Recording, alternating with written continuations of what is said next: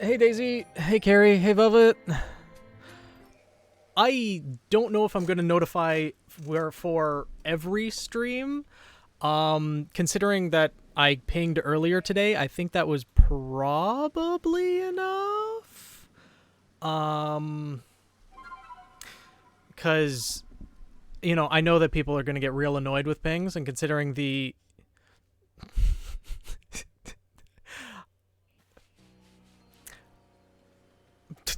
both of my mods are telling me to do it. Well, like, hey, how's it going, Paris? Uh, I'm good. How are you? Like, the reason I don't want to ping everyone is because everyone who's interested in the stream is probably following or knows about it, and if we start pinging people too often, I feel like people are either just going to mute the server entirely. Just Legends Arceus again. I'm going to play this one until, well, this stream and next stream, which is on Saturday, until next week on Tuesday when Ruby Arrowfell releases. Then we're going to be playing that for 3 days, and then it's going to be Scarlet Violet, Pokemon Scarlet Violet all that weekend. Oh, mass outbreaks are starting. Nice. Let's go to the Highlands. Yes, you did miss the costume change. That was after you went to bed at the end of last stream.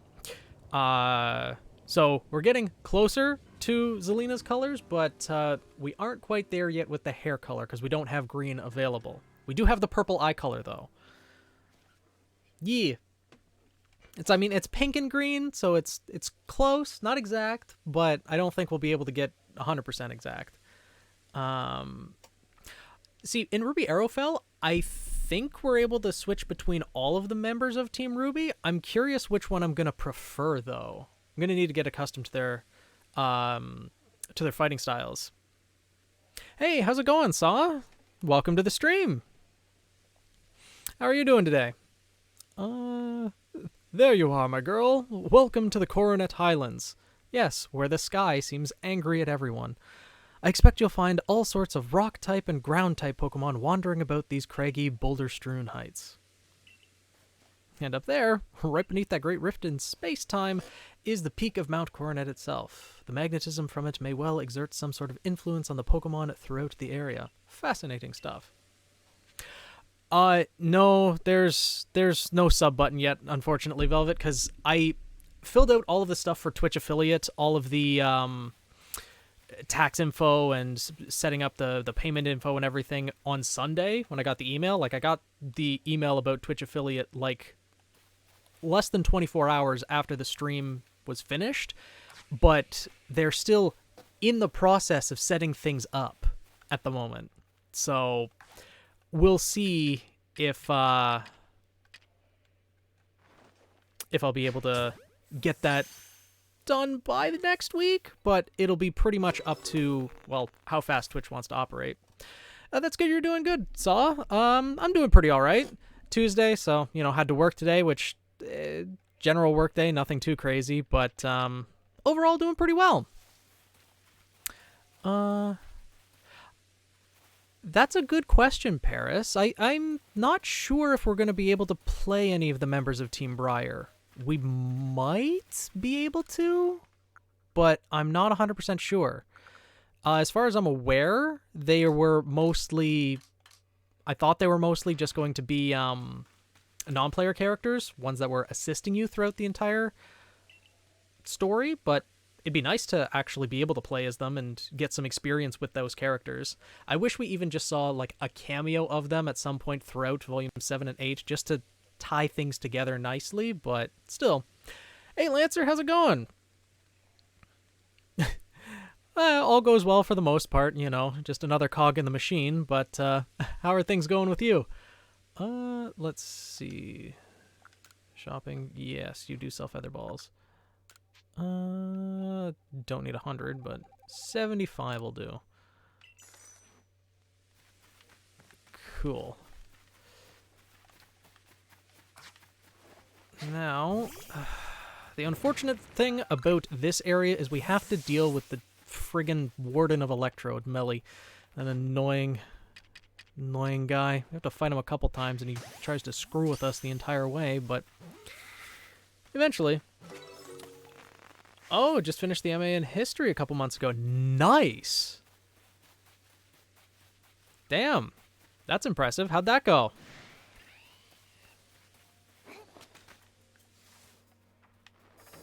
Oh, that's a Luxio that's upset. Okay.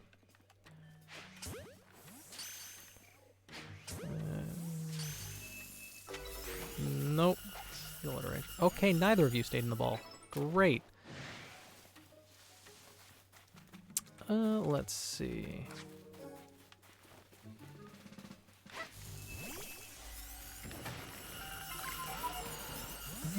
Don't need any more Luxios for the Pokedex, at the moment at least. So...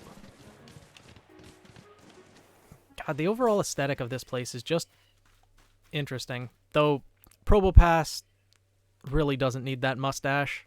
I really don't think they needed to add the mustache to that Pokemon. But the overall aesthetic of the Coronet Highlands and the history that it has for the Sinnoh region and how they incorporated it into this game is just fantastic. So many things with this game are just great. Let's see, is there anything new in the water? Or anything over here? Nope.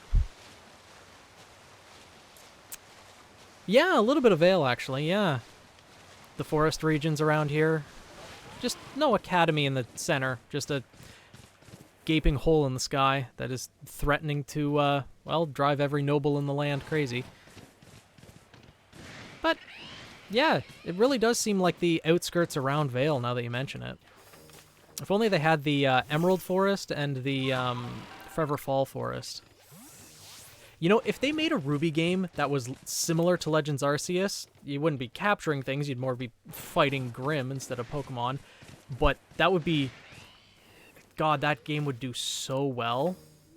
Even if it was just the continent of Vale, because, I mean, there wouldn't be much to explore around in Atlas, but exploring the continent of Vale, seeing the path that Team Ruby traveled in Volumes 4 and 5 on their way to Mistral, exploring the outskirts of Mistral, running across the Bronwyn tribe or other tribes, and especially once you get to Vacuo, finding different deserts, or not deserts, it's different settlements in Vacuo. That would be so interesting. Shad! Hey, how's it going? Haven't talked to you in a while, Shad. How have you been? The electrode known as the Lord of the Hollow is somewhat different from the electrode I recall, but its electrical discharges at least are familiar. One false step around it could put you in danger. If you're going to face it, you might consider catching a Pokemon that can withstand electricity. It must be difficult being a Pokemon, don't you think? Especially one as irritable as Electrode. I mean, Voltorb and Electrode do know self-destruct from a very young age. It was almost as if they were born to die. So, yeah, Electrode in particular would be a difficult one to exist as. Hey, Tosho, how's it going? Yeah, a Ruby game like that would be incredible, but I don't think at the moment Warner Brothers is willing to put that much of a budget towards it. But maybe one day, if the open world technology becomes more accessible, then there might be hope for Ruby. But, yes, he is in fact from the Unova region. Daisy, he is the one other time traveler in this game, except he's got no memories. Then becoming frenzied to boot. So true. It's a tough old life. Oh, Daisy, you might have left before we were introduced to this lovely fellow you're about to be reintroduced to. It's a tough old life for Pokemon and humans alike. This guy. Well, well, Warden Ingo of the Pearl Clan. And, oh my, the Galaxy Team grunt from before. You're punching well above your weight to seek out the great Electrode, Lord of the Hollow. Arrogant little shit.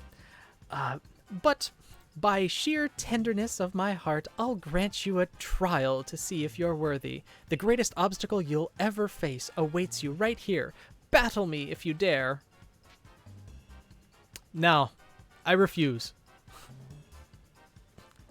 Yeah. Velvet remembers. Had a short day at work, so had a lot of free time today. That's nice, Tosho. Hopefully it was an easy and relaxing day for you. Yeah, he's got a personality and a little bit of a god complex. He's annoying, and no matter how many times you beat him down, it never goes away. Hey, Rose Petal, how's it going? How's your day been so far?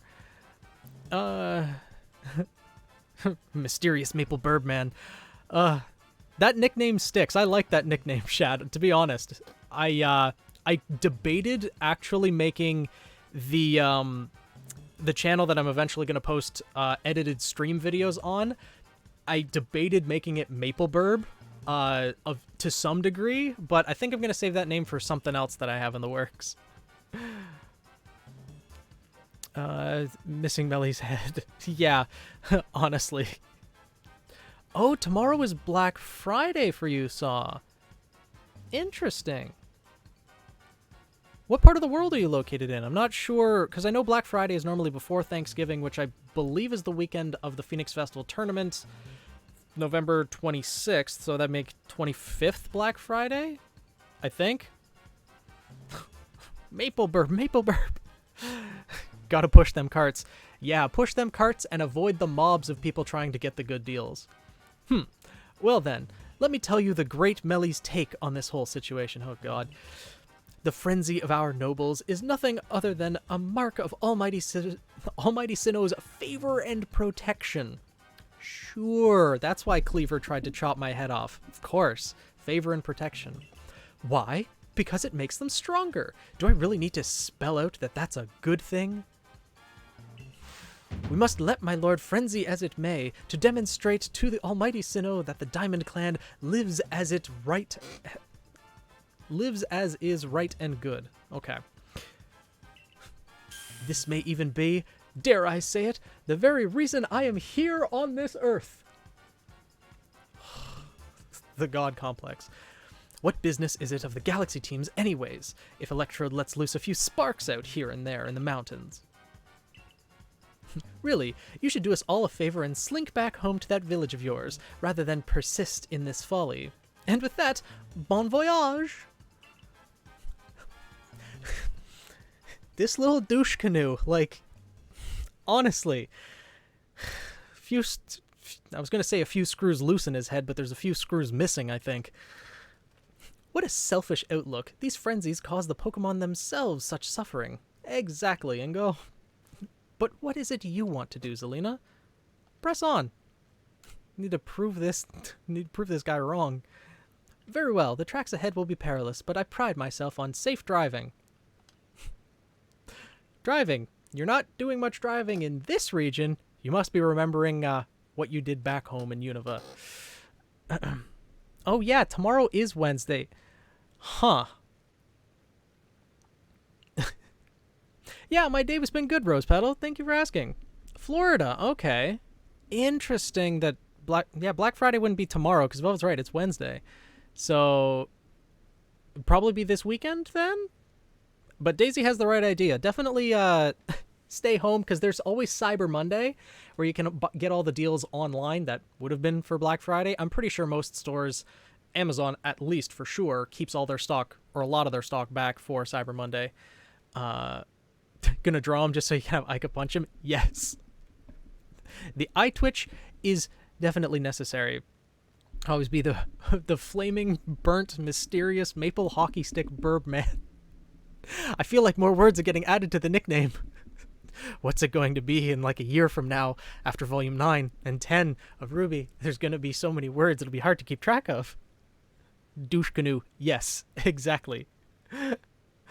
Screws never existed in the first place. Honestly, with this guy, I don't doubt it. Here you'll find Pokemon like Golbat and their ilk, which are quite at home navigating in the dark. It's quite dim inside, so you'll need to watch your step. One of the only actual sub-areas in the entire game, and it's not that exciting, but, you know, hopefully in other games they'll add more. But here we get to see, you know, Melly's trial that he laid out for us. Well, this is odd.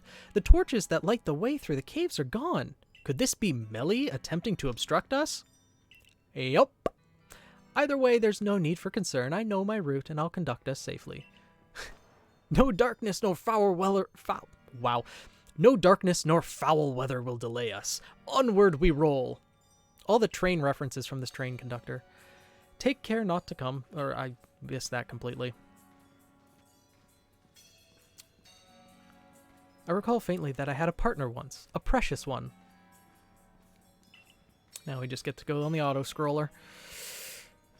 Its name escapes me, but I remember that it wielded flames with mastery. If only it were here, I'm sure it would light the way, luring us onward. Another train reference. Indeed. Please forgive the unscheduled stop. You can bet your maple syrup tail feather that I'll continue adding words. I appreciate it, Chad. Always entertaining. Your name will be a paragraph or longer by then. At what point does it become a Monty Python sketch? Is it not already a Monty Python sketch? Is life not already a Monty Python sketch? Let's be honest here. That would make life more fun, at least. Yeah, see, I detect an alpha Crobat to our right. Melly, that little dick, removed all of the torches that are normally to guide our path past this thing. But now he's trying to kill us by having us run headfirst into that. That's a level 60 alpha Crobat. That thing would kill us. Daisy, you keep throwing this word around. I don't think it means what you think it means. I don't think it applies to me. It's just, you know, hoarder is a certain... depicts a certain level of collection that one has, and I don't think I have quite reached that level. I aspire to one day, but I have not quite gotten to that point yet. Monty Python was a D&D campaign? Oh, absolutely. I mean, there was a Black Knight in the movies, in the Quest for the Holy Grail at least, so it fits. Under normal circumstances, I doubt its presence would obstruct someone so competent as you, but given the poor visibility, I propose a track change in the interest of safety. Please follow me. So many train references. I'm starting to recall a man who looked like me. We battle and discuss Pokemon, I think. Poor Ingo. The words, "I like winning more than anything else," flashed through my mind just now. We'll soon be arriving at Wayward's Cave's exit. Even if the memories themselves have faded, it appears much still lives on in my heart. The love of trains. You and Sheldon Cooper would get along very well. This is fine progress. We're nearly home free. Wait, could those be the torches that Melly took? He says while gesturing towards his wall full of anime. I'll be honest, the anime is not the largest collection I have. So, yes, that is my hoard wall. That is the only hoard that I have. Oh no. Oh no. I don't know if that's a good thing, Daisy. He's kind of a social pariah of sorts. Not exactly the one you would find out... One that you would find very personable or approachable, at least. Having a hoard does not make you a hoarder. There is a difference. You don't want to know what I did for my wall of board games? Yeah. Yeah, everyone has their own collections. You told us the number of cards that exceeds the single thousands. Yep. Chad's got the right idea. There's a few tens of thousands that I have here and there. Let me put those torches back where they belong. The darkness could be perilous for the next person to pass through here. Honestly, don't think many people are passing through, but good of you thinking for others. Or thinking about others, Ingo. I beg your pardon for the delay. I have lit and returned the torches. My safety concerns have been addressed. Ready for departure.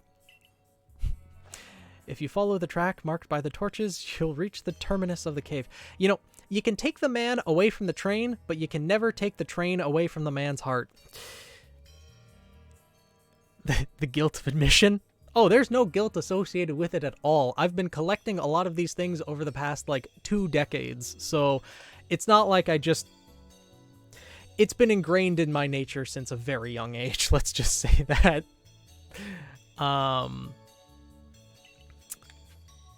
Cool. And now we're home free. Until... Where's the... Isn't the Crobat supposed to be over there? Maybe not. Because I know... Okay, that's the exit. There's an unknown hidden in one of the passages of the cave.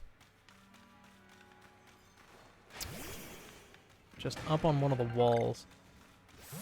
And it's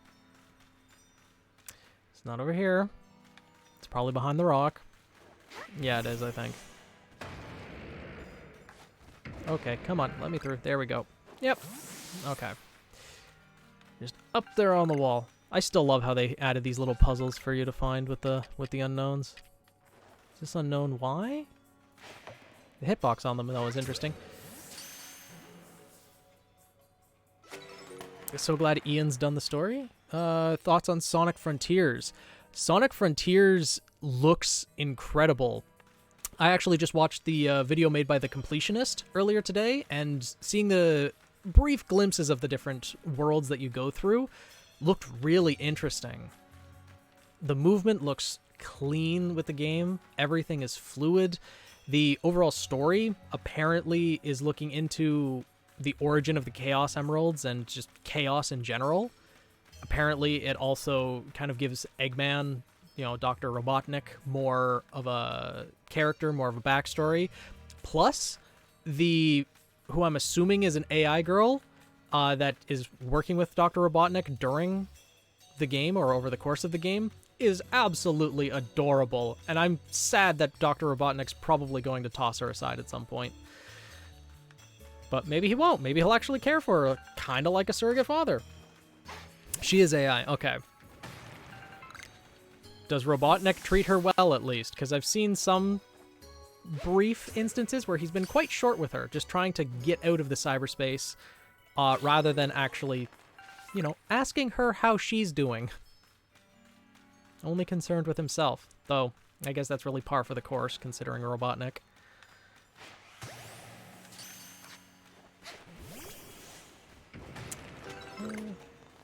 Is it like a Cyberpunk Rebecca situation? Kinda, yeah. There is a little bit of that cyber-ish feel to her, for sure. Well, I mean, it's all takes place in cyberspace, so obviously there's a little bit of a cyber feel to her, but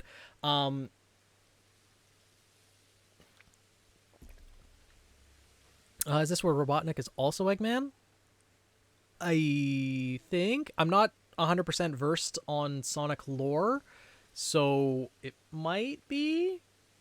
Not 100% sure, but yeah, not as badass as Rebecca, but definitely leaning more towards the cute side of the cyberpunk theme, I would think, for this AI girl. Though technically one could argue this isn't the first time with this. I'm not sure where you're referencing to, because again, I've not played all of the Sonic games. I do not know the entire Sonic lore, because there's the shows, there's the other games.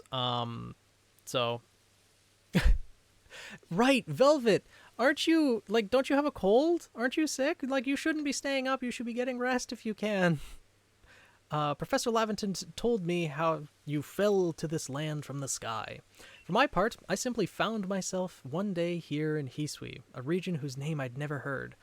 All I could remember was my own name. I was still standing there in bafflement when the Pearl Clan came to my aid. I showed a natural affinity for taming Pokemon, which is why I eventually became a warden, but I still wonder what my true purpose is here.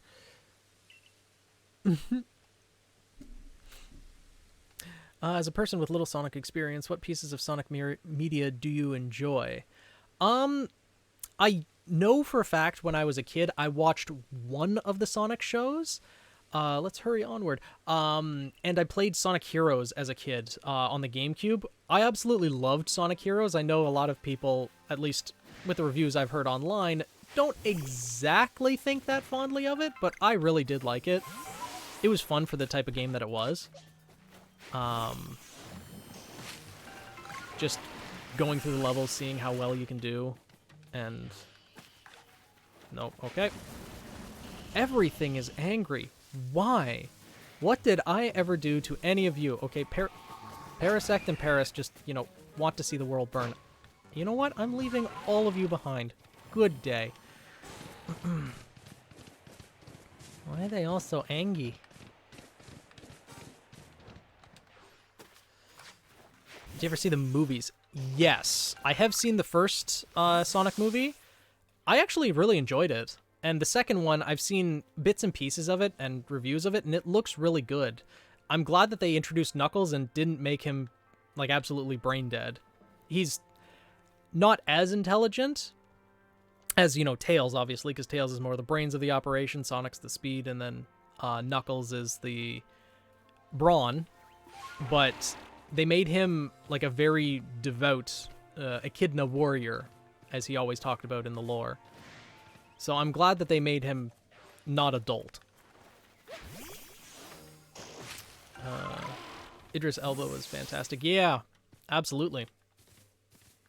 I feel like we'd enjoy Metal Virus Saga. I'm guessing that's part of Sonic lore? It sounds interesting, that's for sure, with a name like Metal Virus Saga. That sounds like something that would be in Digimon, honestly. Oh, look at the Heracross. He's taking a little break. And now he's going to go into a spherical prison. And the Parasect is angry again. Big surprise. You're dying here. You are dying here. You have no right to be this angry. And this is what you get. Goodbye. Oh, it was a comic. Right, there are Sonic comics as well. Those would probably be really good. Comic artists really, a lot of them I've seen, put a lot of effort into their storytelling to make sure that, you know, people will follow to the next issue. Okay, fighting the Heracross with an Arcanine is not going to be a good idea. It's a fighting type. Sure, Luxray. Let's see if that'll do it. From the IDW Comics with Ian Flynn wrote. Sonic's most devastating character arc. That sounds interesting.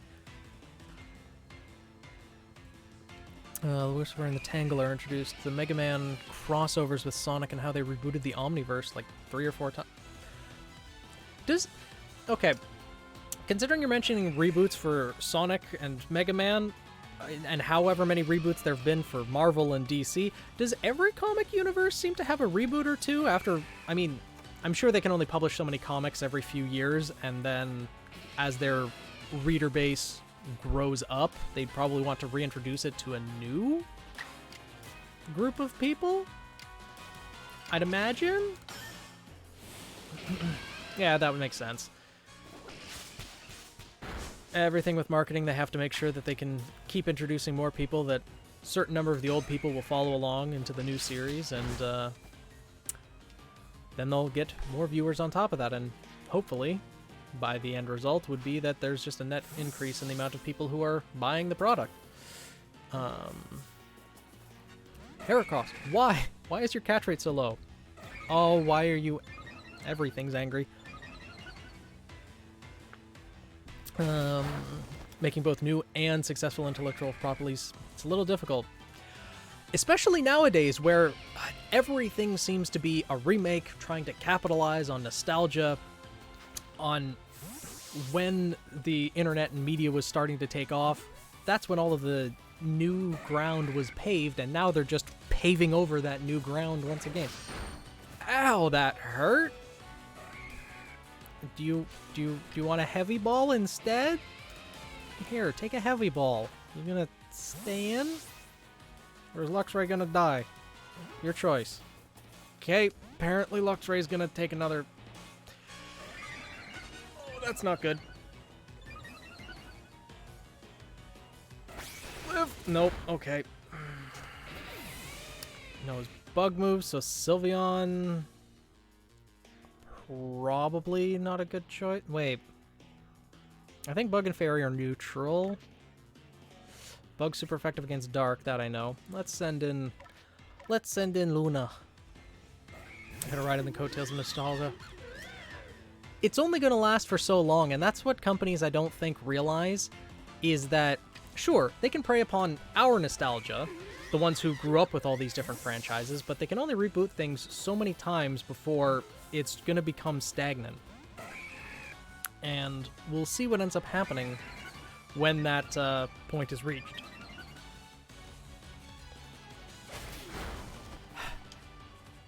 Okay, this Heracross really does not want to...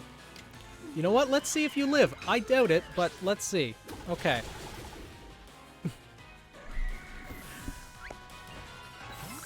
And Luna won against all the odds.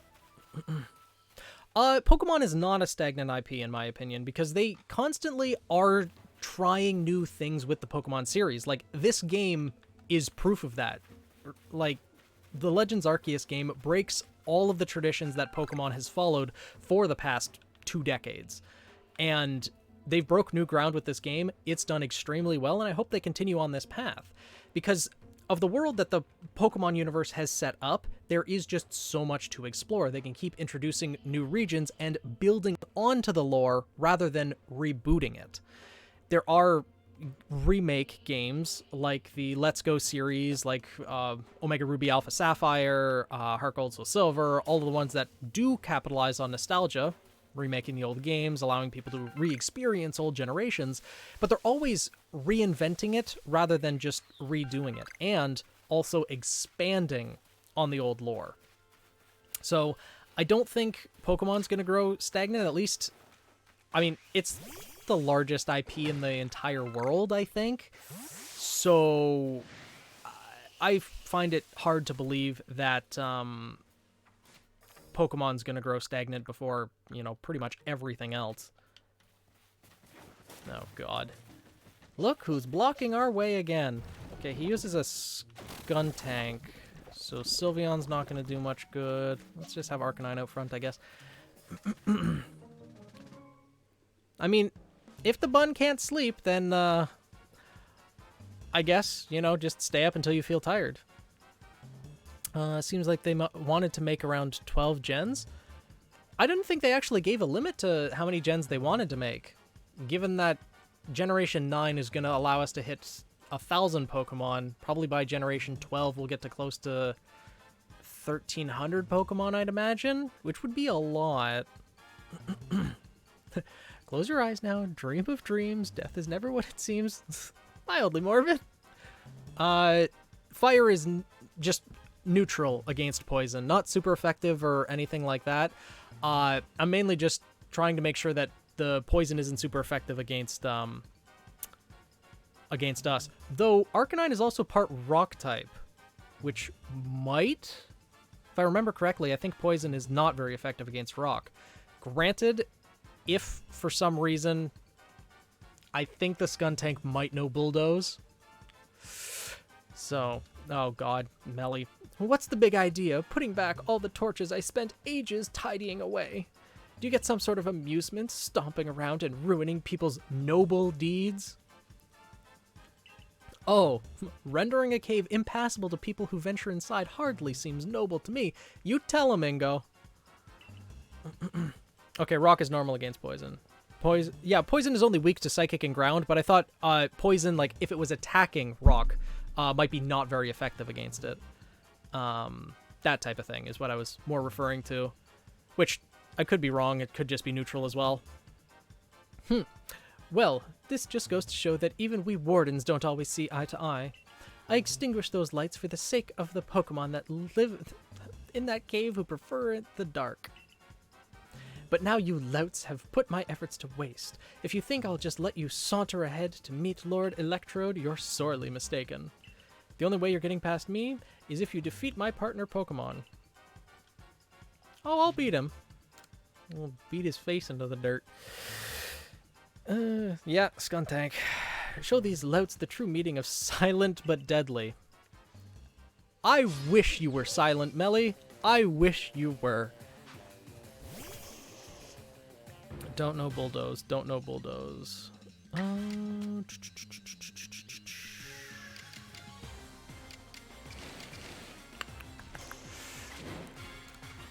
see if we can just go for the burn.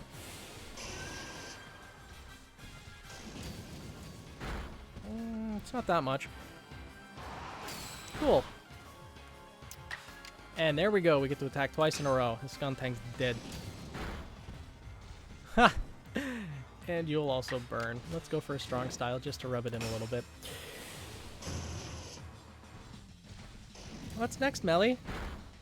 Come on. Let's see what else you got. Oh, there's nothing else? Now get lost. Unfortunately, that's not the end of him. But...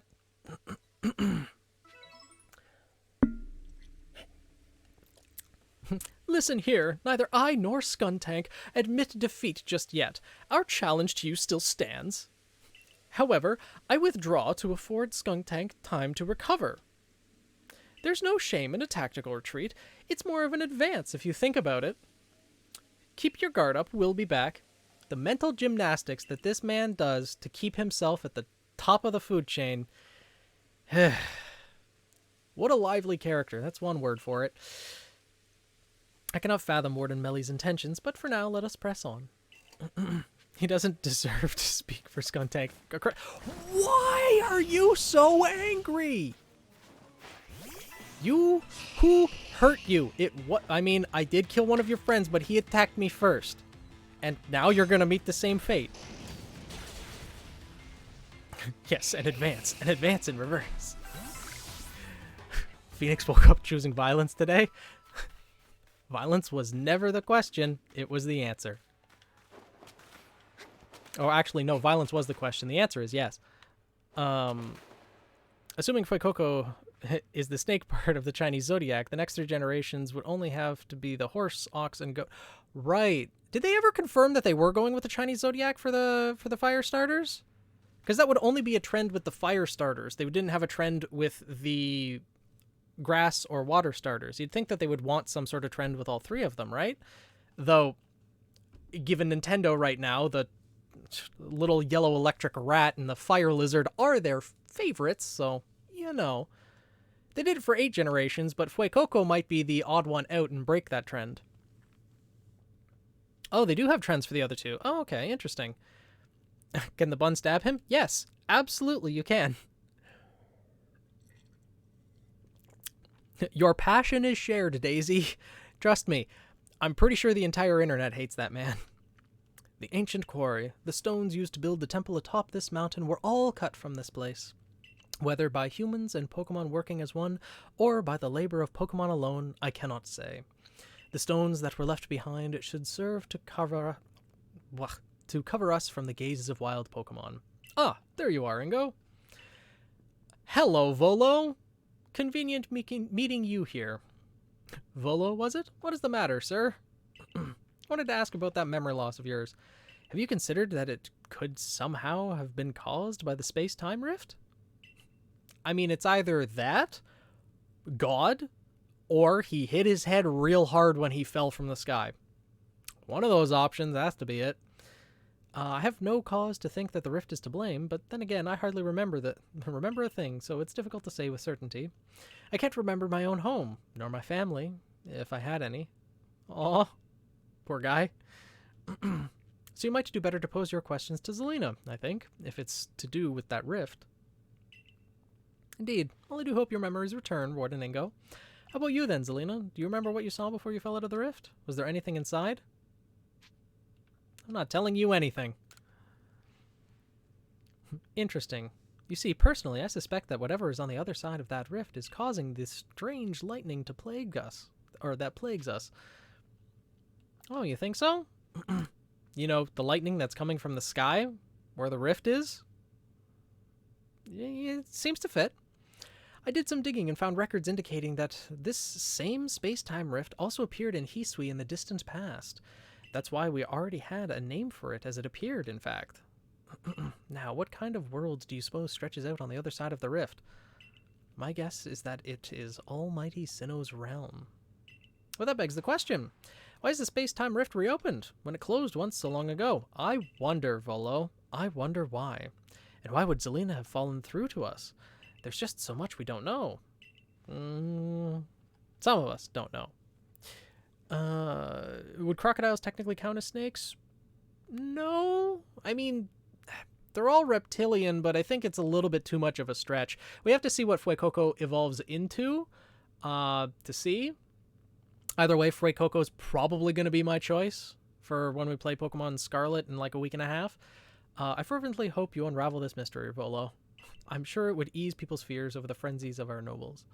And while you investigate, sir, I'll continue to prioritize the safety of the people living in this world. Oh, it got leaked today? I'm going to try to avoid any more spoilers until I play the game itself. So, interesting that it got leaked today. Was it an actual leak, or was it part of the trailer that was released this morning?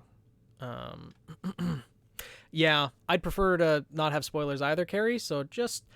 odds are some YouTube thumbnail at some point or some point on Facebook or something is going to spoil it, but we'll see. Not part of the trailer. Okay. Well, I kind of want to go in and have, like, genuine experiences for the purpose of stream, since this will be the first... I guess the second new game that I'll be streaming, since Arrowfell is going to be the first, but we already know most of the characters in that game, I'd assume.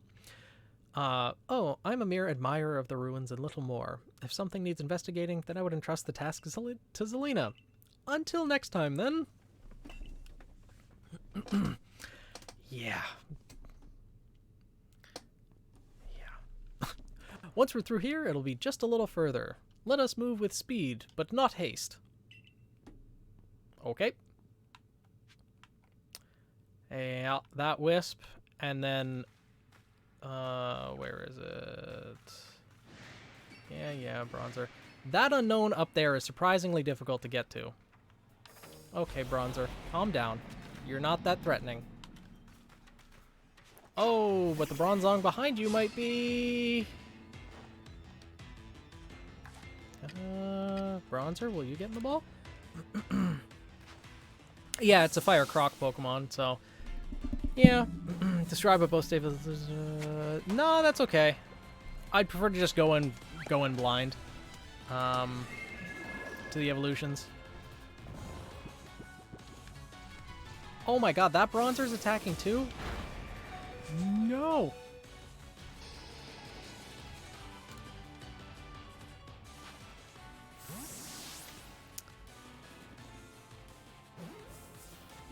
Nope, that one does not want to stay in the bowl.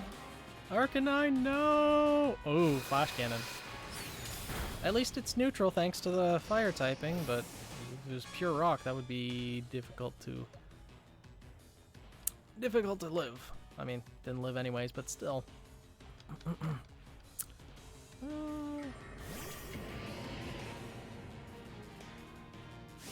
Yeah, not very effective there. Nice try, though. Yeah, let's see if we can take out the Bronzong, and if it doesn't, then it should be easier to catch. That actually will probably kill on the next turn. They obviously don't have anything super effective. Yep, kills. Cool.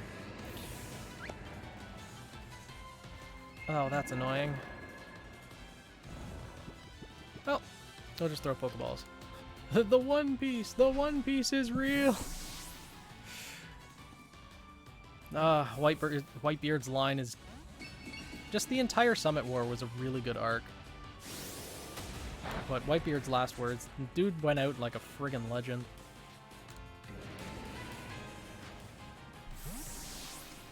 And for some reason, this one Bronzor is not wanting... There we go.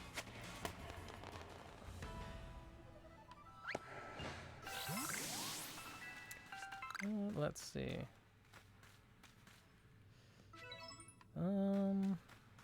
There's not really anything to do until we get another ride Pokemon. Well, if I remember correctly, there's Teddy Ursa and Ursaring on the other side of this. I think? Yeah. Okay.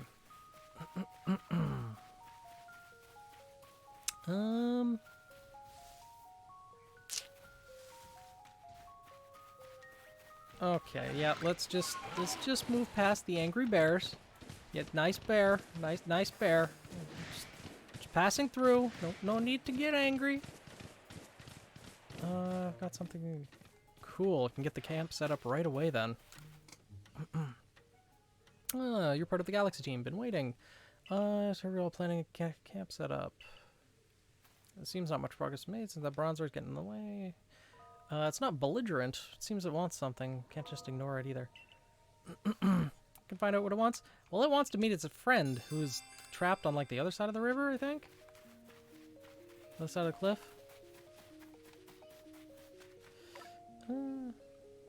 Oh no. Let's see. I'll probably watch that after stream, I think, but I'm guessing it's probably relevant to what we're going through. Yes, I mean, Daisy is just sending her TikToks that are relevant to Legends Arceus. I can see what she's talking about already. Also heard the argument that the water type's based off of weapons. Interesting. I mean, Blastoise with the cannons. And then there's Feraligatr. I mean, alligators in and of themselves are kind of weapons. Swampert, not exactly sure. When it comes to Empoleon, I mean, its fins are kind of like blades. And then there's Oshawott, so yeah, Oshawott uses its shell like a blade as well. Maybe.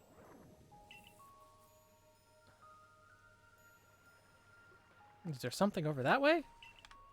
Well, only one way to find out. Where is a... There's a Psyduck in the way, but sure. Oh, Empoleon would be a trident. That makes sense. It does have a trident attached to its head. Yeah, that would make sense. But it uses its fins like blades, so I figured that that would be the actual, like, weapon part that Empoleon uses, but the weapon that it represents would make sense to be a trident.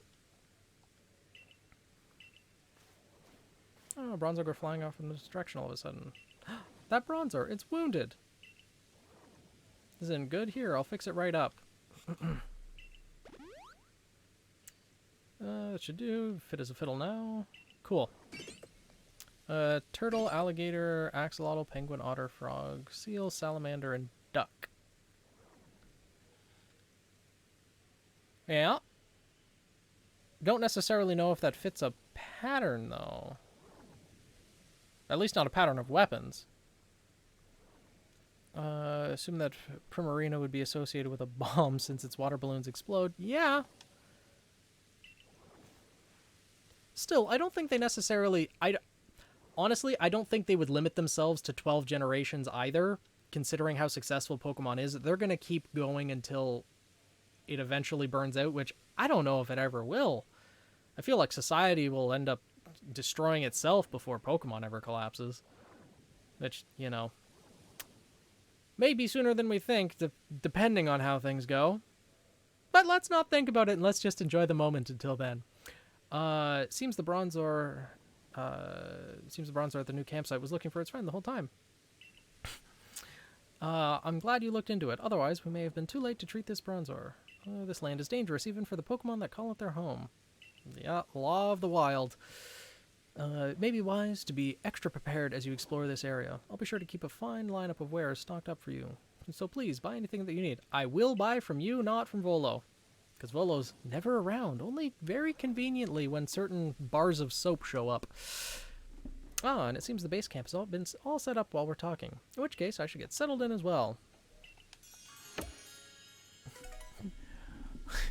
You are free? Free from what, Chad?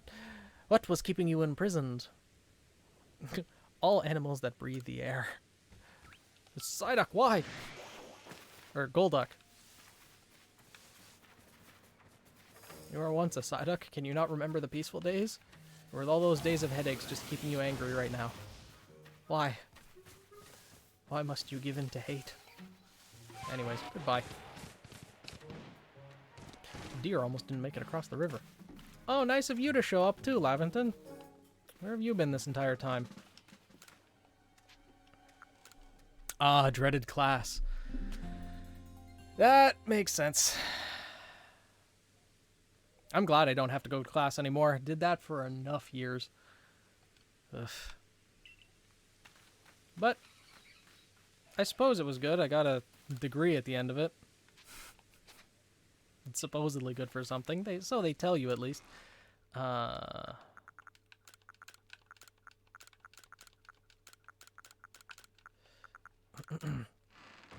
Drink the color.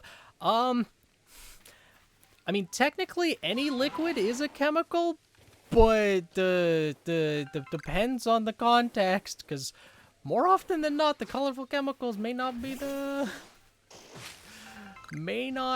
right choice. Colorful chemicals be the dangerous chemicals. In the test... No! Shad! No! Stay away from the colorful test tubes! Do not be drinking the chemicals!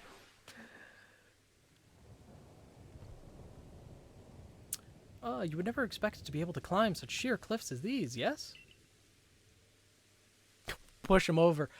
I mean, it's better than ingesting them. Still wouldn't recommend it, because then those rainbow of chemicals mix together into like an ooze, and you don't know what that ooze will do. It can often heat up and then explode and then do... You know, as I'm saying that, that might entice people to want to do that more, but I don't recommend it.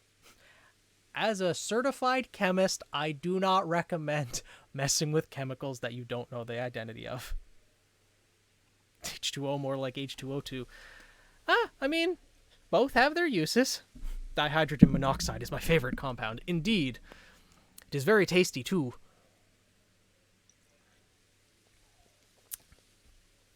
Caffeine is a chemical that we drink recreationally. Caffeine is also a drug that people ingest recreationally. And it has so much withdrawal symptoms once people get addicted enough to it. I'm glad I stayed away from it.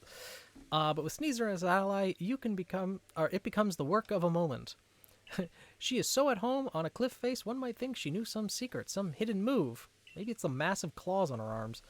What am I saying? Hidden moves? There are no such things in Hisui, surely. The memories of his old life, they're scratching at the surface. I feel as though I was at the cusp of remembering something just now. It's a drug? I can't believe it. I know, right? Phoenix, have you seen a dihydrogen monoxide bottle? I have one right here. No, I guess it's not like an officially licensed one. Or at least the one that dihydrogen monoxide is sold in, but I used to think I wanted to be a chemist when I was little. I never got out of that phase. I ended up one. Really? No love with acetic acid? I mean, acetic acid is useful. My master's degree, was all about formaldehyde. So, dihydrogen monoxide is mid. I mean, a lot of people seem to share that opinion. I quite like it. I'm a fan. And eventually, as the amount of clean dihydrogen monoxide in the world runs out, I feel like more and more people will realize how spectacular it is. And then they'll start fighting over it. Formaldehyde, indeed, it's what's used to preserve the bodies. Ugh, vinegar? No. No, vinegar is one of the things I like the least, because as a kid, I didn't know that this bottle of liquid, I think my mom was making salad dressing at the time, and it was obviously Greek salad, so there was a lot of vinaigrette and everything, but she just had the vinegar in there, didn't know what it was, so I just picked it up and sniffed it. No idea why, but after just getting a big whiff of vinegar when I was a kid, I immediately just turned to the sink and threw up. Ugh, it was bad. Oh, formic acid, guys. Yeah. I mean, I work with formic acid, but I take the precautions not to end up one of the ones preserved in it. Clean water? Whatever happened to the water cycle? Pollution? What's that? Sounds like nearly every politician ever. Now I for sure I don't want to be an animator. Nice, Saw. That's awesome. Being an animator, it's just something I would love to be able to do, but being able to invest the time into learning how to draw and then being able to animate it after that is something that I feel is beyond my capabilities, at the moment at least.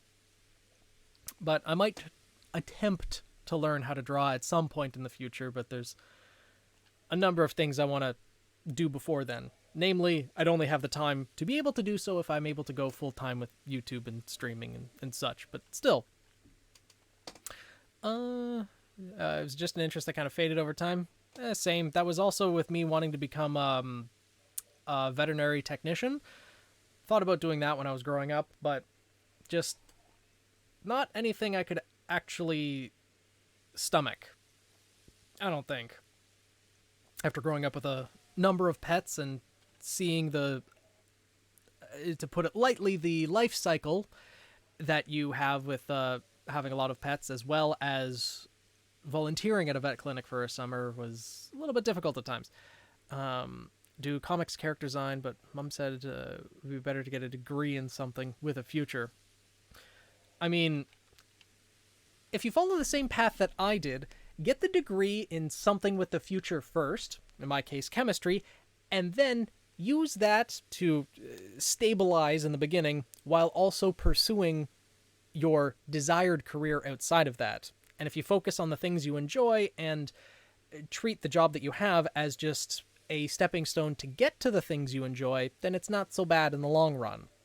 Because I know especially for, well, YouTubers or artists or animators just trying to start out directly into the field, you're going to be met with a lot of hurdles that will make it near impossible for you to live off of just doing that at the beginning unless you're very lucky. So having those stepping stones is a good thing, though getting to that kind of safe spot of having a degree is not exactly easy or cheap. So there's certain hurdles to go with that as well.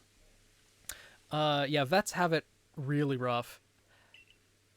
If you fell from the sky, you come from another world altogether, most likely. Perhaps a Pokemon battle with you would jog this memory loose. Would you honor me with a battle? You're asking nicely. Yes, I will gladly oblige. Ingo, unlike Melly, who just kind of stands in the way and forces it. All the cat litter I've inhaled. Lungs are messed up. Yeah. Stumbled into welding, but very happy with it. It's a very interesting profession, and to be able to, it's a necessary profession too. Like, there's never not going to be a time where welding and the trades, like being an electrician or being plumbers, mechanics, things like that, they're never not going to be necessary, because it's going to be a long time before technology can actually replace that and analyze situations well enough. So it's definitely a good path to follow. It's kind of why I work full-time, to provide for myself financially. Then I work on what I want to do. Yeah, exactly, Saul. Exactly. Teach you how to draw, but not sure how to achieve it overnight. I don't think any artists or anyone aspiring to become an artist would expect an overnight accomplishments. But if both of us end up having the time at some point in the future, I would be happy to take you up on that offer. Though, I'm pretty sure, given the profession that you are pursuing, Bloody, that time may be short in a lot of ways. And Daisy can join in as well. This is my welding when you pay me $14 an hour. This is my welding when you pay me $35 an hour. And this is my welding when, yeah, you know, I think that's something that's a bit of a flaw in most professions. They don't pay enough. Or at least what the experience that you've gained is worth. I unfortunately do not play Smash. I was not a kid that grew up on Smash Melee. I grew up on the Pokemans and Fire Emblem and Legend of Zelda. Never got into Smash because, well, you know, you also need friends who play Smash to be able to actually compete in Smash Bros. Oh, Machoke's gonna really, Yeah, let's go to Sylveon. Because a fighting type move against Samurot's gonna hurt. Yeah. I mean, I'm down to learn, but I feel like I'm just gonna get curb stomped if I try to learn. Though, I've seen a lot of Smash tournaments be played on Twitch and with various different streamers, so it'd be fun to learn. Oh, that didn't do as much as I thought. And nearly killed himself. Cool. Didn't grow up on Smash Melee either. Okay. Smash Ultimate does look very good. I'd be much more inclined to play it if they made Isaac, the main character from Golden Sun, an actual playable character rather than just either an assist or just a trophy. Don't tell me it's going to attack twice. Don't attack twice. No, it attacked. Oh, it's a poison type, right? It's 2 years older than me. Oh god, I feel old. Yes, this trophy get wrecked. For sure. Golden Sun is so underappreciated. It needs more love. It's something I definitely intend to play. Maybe not before the end of the year, but something I'll be playing next year, probably before Breath of the Wild 2 comes out. We'll see how long I'm going to be stuck playing Arrowfell, or wanting to play Arrowfell and Scarlet Violet.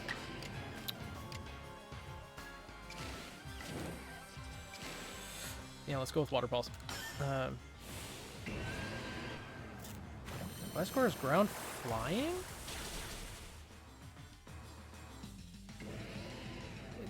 Isn't Gligar ground poison? Or is it ground flying as well?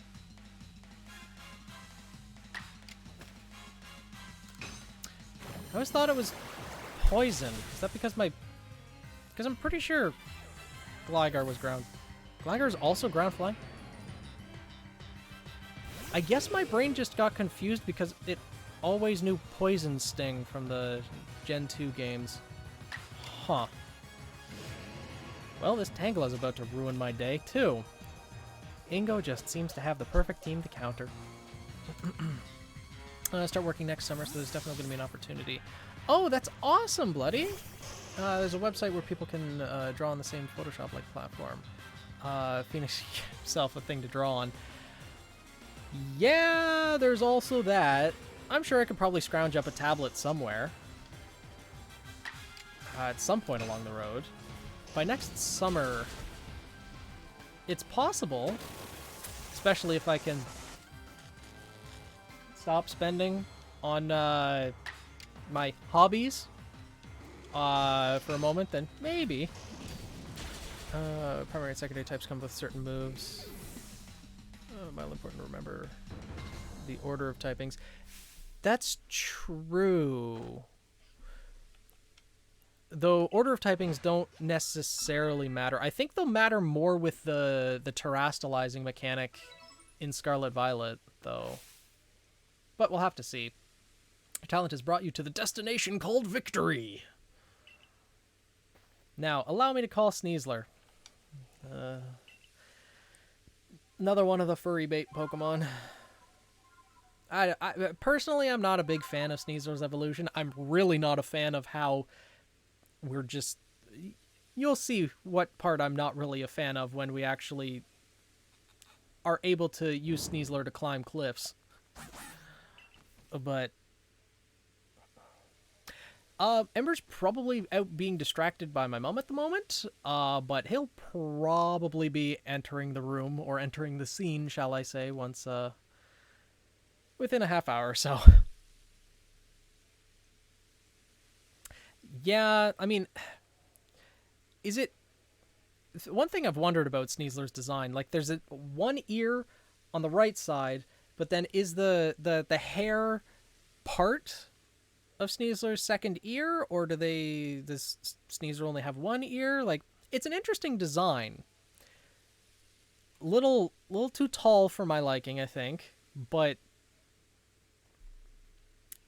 I don't know. Definitely has a lot of attitude for a Pokemon, that's for sure. This keen-clawed Pokemon is Sneasler. Oh, would you be so kind as to play your flute? The order of typings matter with moves like Oricoro and its signature move, Revelation Dance. Okay.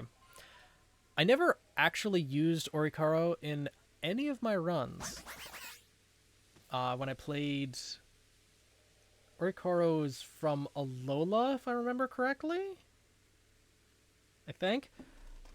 Very Hawaiian bird, I think. So, yeah, I never actually played with Oricoro. I never played much of Gen 7, actually.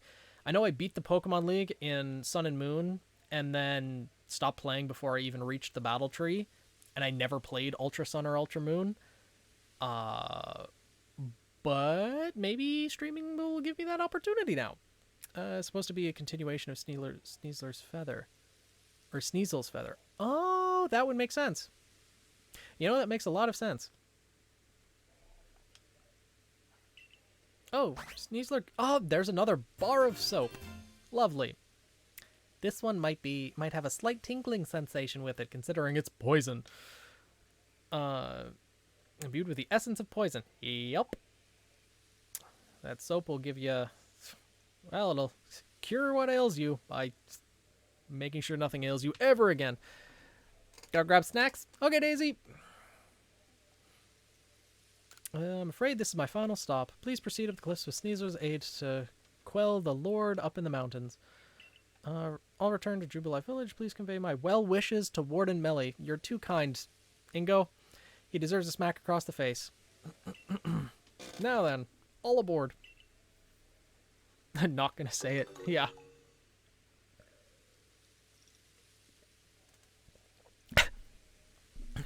Do it, Velvet. Do it. You know you want to.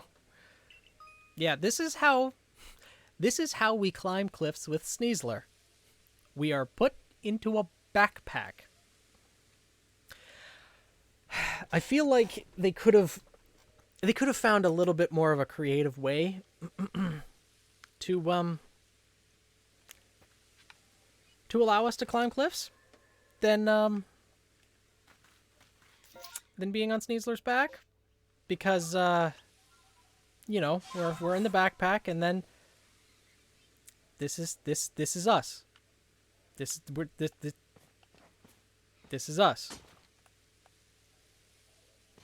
We're just in the backpack now. We're just terrified in the backpack, staring into our soul. You'll get beat for it. It's okay. Daisy's not here at the moment. She's getting snacks, remember? You're fine. You're fine, Velvet. Give in to the temptation. It's okay. I mean, you're probably already going to get smacked for just not going to bed, so, you know, may as well double down, right? Oh no, it's raining while we're climbing cliffs. Good thing this isn't Breath of the Wild, otherwise we'd just be not able to proceed. You know, I keep having the urge to just jump, but we don't have the flying mount yet, so we kind of can't.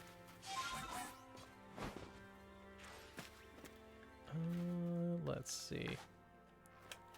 It was also at the Cornet Highlands where I found my second or third shiny, which was a shiny Gligar in my first playthrough. Which is kind of nice.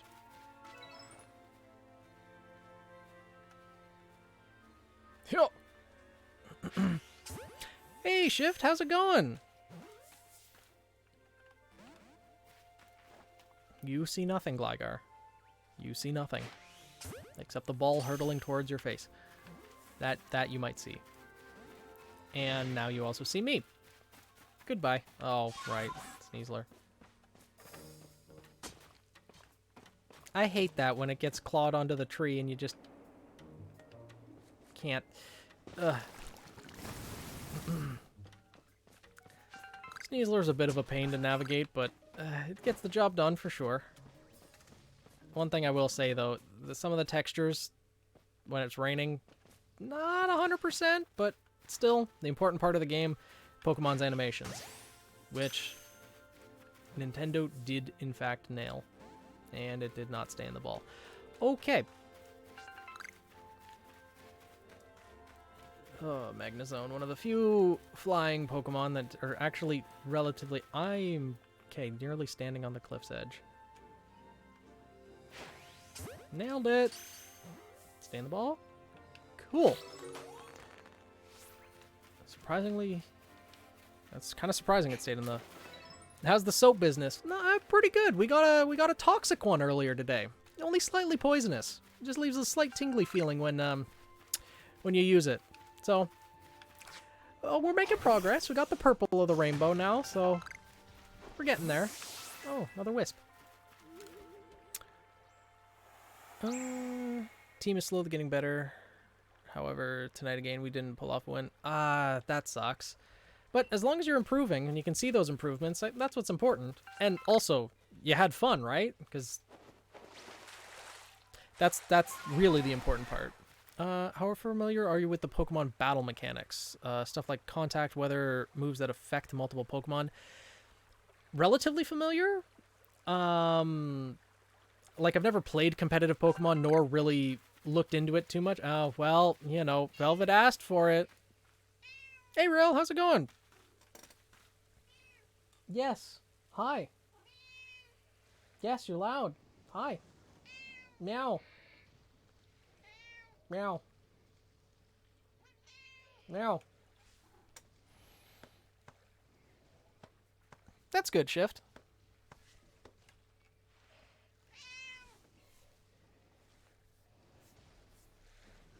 Yeah. He's got lots to say, apparently, as he does every day. Petition to get Team Seraph a cat. Maybe at some point, but with the adventures that I have planned for them, maybe not. Also, I don't know if Shade Academy would allow pets at the moment.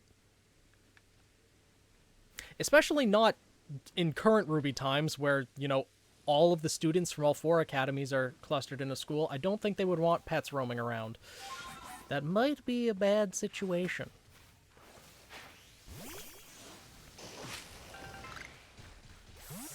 Wonder if Ember would be scared of... Probably not. He, as I've mentioned before, he's a bit of a cream puff. But I think once he's actually, like, in the presence of another animal, he... Since a rabbit is about the same size as him, I think he'd probably be okay.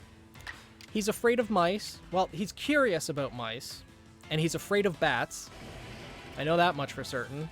Because those are the 2 animals that he's actually had direct encounters with. The odd mouse makes its way into the house every once in a while. And a bat made it in once. And he was terrified. Give a rat wings and he will flee for the hills.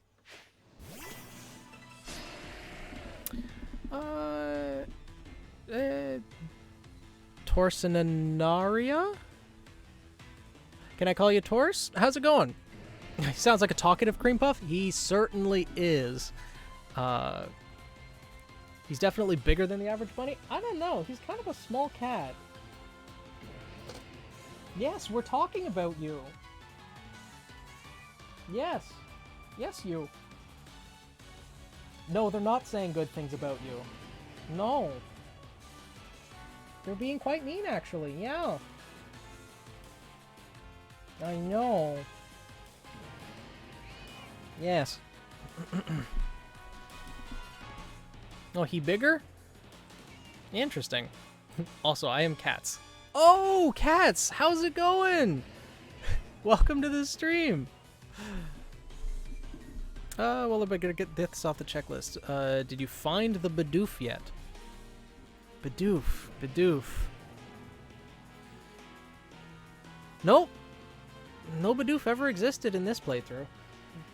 Hi. Yes. No. When he wants the snuggles, he wants the snuggles. Peanut butter! The perfect Bidoof.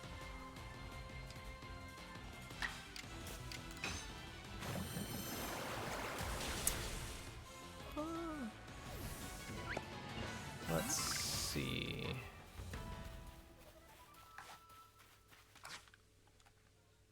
Actually, we'll go back, revive Sylveon, so I can start getting experience on the entire team. It's going all right. Letting my nibbles dry out for Final Fantasy XIV. Yep. I've heard Final Fantasy XIV's a pretty good game. What's the B-doof? The big doof. I think it's just when you mess up real bad, you just go, it's a big oof. That type of thing. Maybe? I don't know.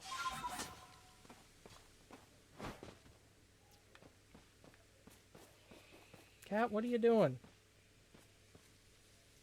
You just stay off of the pillow. Thank you.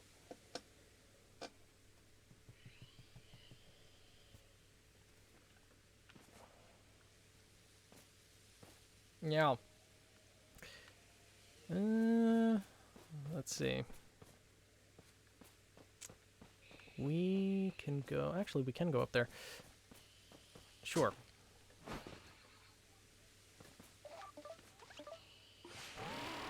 Let's live dangerously. Riding a deer across the cliff tops.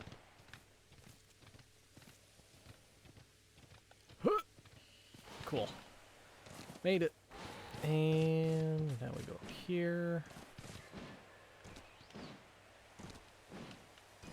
And we...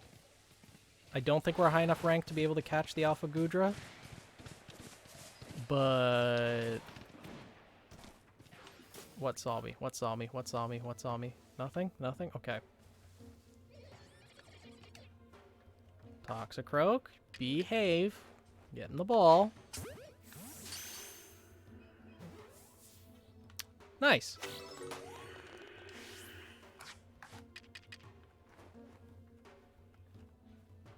That's a berry. I thought that was a feather ball.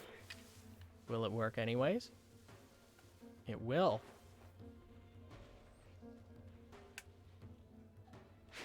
It was out of range.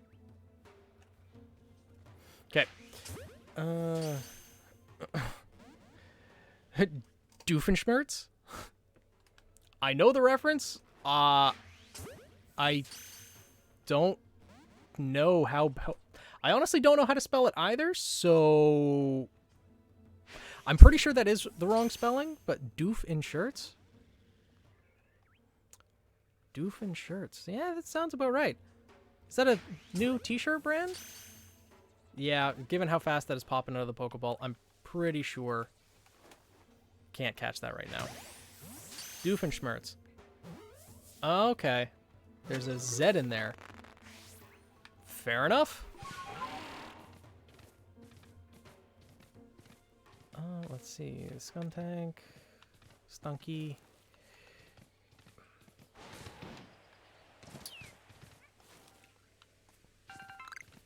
Oh yeah, the angry hippos. There should be the Alpha Steelix that'll pop in when I go over here. The Alpha Steelix up a little bit. No, it's back a little bit. The Rhyhorn. Yeah, here's the Alpha Steelix. There it is. Angry Sneck. Yep, hi, you're angry. Good day.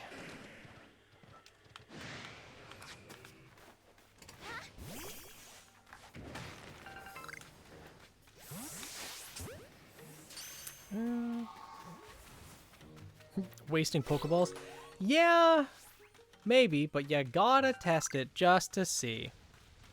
Died so far? Like, the character death or like individual Pokemon deaths? Because I have not whited out yet in the overworld. Had a few Pokemon faint though. I'm doing better than my initial run, because my initial playthrough I whited out once to Arcanine and that was my first death, but in this playthrough I'm doing better. First tried each of the nobles so far, and we'll see if that continues with Electrode, because I think I whited out once on that one too in my first playthrough. But we'll probably see later today. It's only just after 9, so... But I want to level up the team just a little bit before then. And then we'll see. You're gonna be, yep, you're gonna be angry. Okay.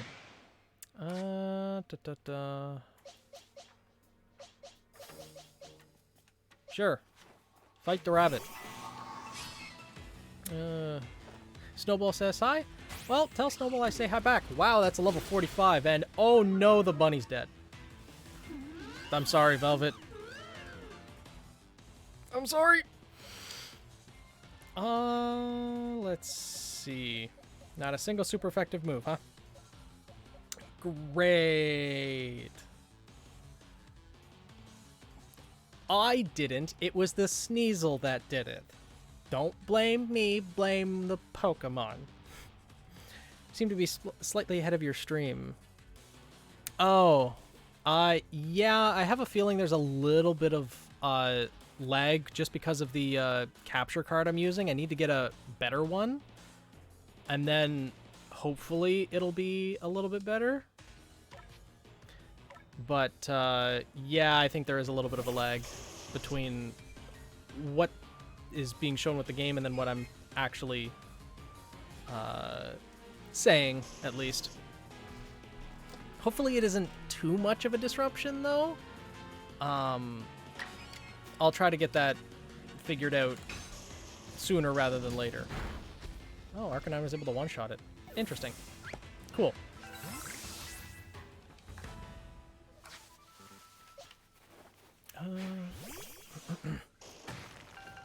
Barely there? Okay.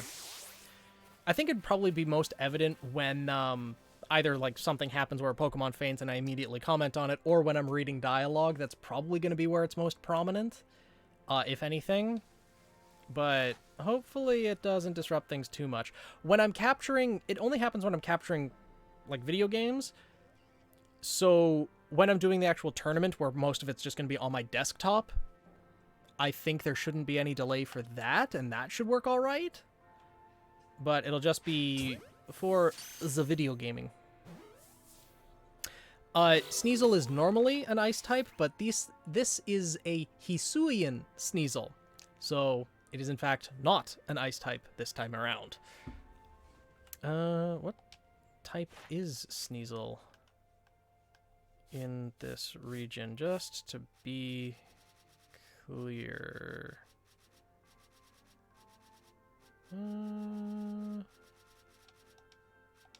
Yeah. Sneasel is fighting poison in Hisui, because this is a variant of Sneasel. So, yeah, interesting combination there.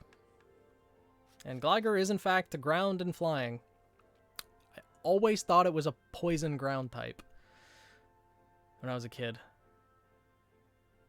But that makes sense why ground moves don't hit it. I always thought it was poison ground with levitate, but learn something new every day. Hey, here's a doof. I wonder if this is what Shift was talking about. The water doof. The hitbox, though. There we go.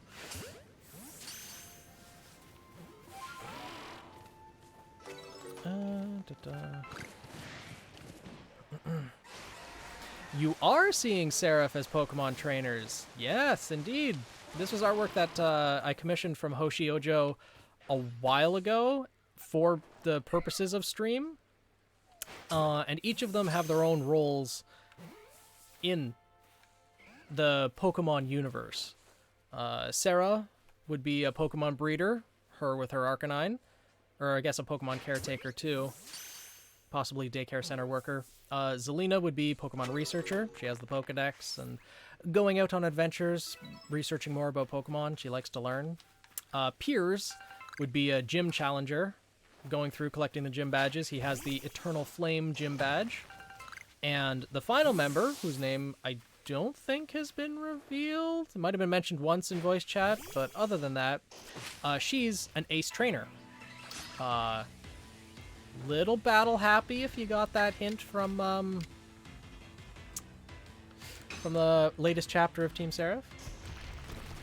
Do you think Krogunk outcompeted Hisuian Sneasel from the region? Maybe. That would make sense, actually, because there are a number of invasive species that are frogs, or at least amphibian in nature.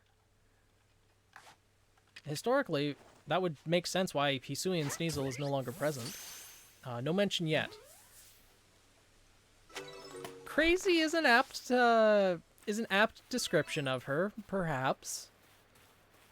I'm looking forward to finishing up the Phoenix Festival OC tournament so that I can like get to the not only just the character introductions for the last 2 members of Team Seraph, but also like the next couple chapters, because it's really going to flesh out the entire team, and I really want to get to that sooner rather than later. So I'm looking forward to doing that after the Phoenix Festival tournament, but before Volume 9, ideally. We still don't know when Volume 9 is releasing, but my guess would probably be like February or March. I don't think it's going to release right away in January, but we'll have to wait and see. Either way, if it gives me a little bit more time to work on Seraph's story to get out more chapters, then I'm not going to complain. Besides, we know it's coming, so that's the important part. We're getting Volume 9, and then we'll just have to wait and see. The only problem is it just takes so long to write each chapter to the point where I'm satisfied that everything follows a decent flow. It makes sense that each character's got from one situation to the next, and writing the minute details of, okay, instead of just saying this character said this and then replied this and then said this, you need to say that, oh, they whispered, or they screamed, or you need to have more creative vocabulary with the things, and it's just, it makes it a more eloquent story, especially with the medium in which I'm telling it, and YouTube videos, but that's what beta readers are for. Yeah, but I don't know, it's, when it comes to Seraph, it's something that I'm really kind of set on. I want this to be something that I did myself, that I am the sole person on it, and that it is just 100% me, because I just care about the team so much that I want it to be completely of my own creation. I know things would be easier if I got help. Things would be easier if I got help with a lot of things, but it's just, yeah. A big angry boulder. Okay. I avoided the scream. Let's see. I'm gonna need some of this salt. People are looking for it back in town. Let's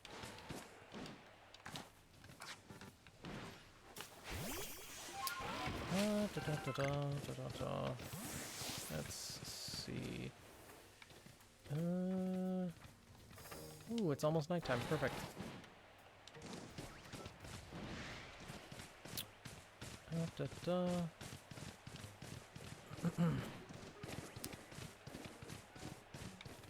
And oh right, the camp isn't set up here yet. Let's see. I don't have any revives on me. That sucks. It's not just a boulder, it's a rock. It's a very nice boulder. Voltorb, you don't see me, do you? Good. So you don't have to self-destruct and die, right? You can just get in the ball.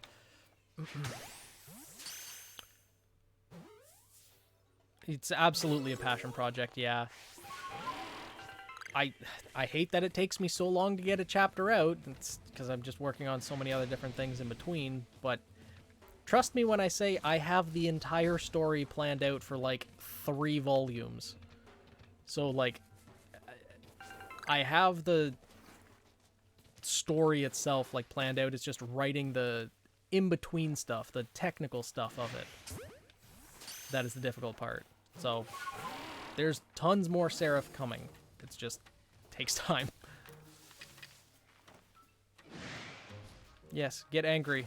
Waddle your way over here. Do it. I dare you. I didn't want you, Gligar. Stop it. Wait, where did you...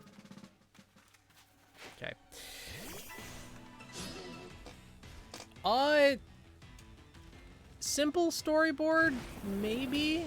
I think it's a little bit more than a simple storyboard because I have like the character interactions that I want to happen more than just the initial plot beats. Like I have each, pretty much each chapter planned out for the first 2 volumes and the general story beats that I want to hit for the third. All the way up to Before the Fall. No, I have everything, like, Before the Fall, the book, or Before the Fall as in actually Before the Fall of Beacon. Or no, After the Fall is the book. No, I have everything planned up to after the fall of Beacon Academy. Planned out already.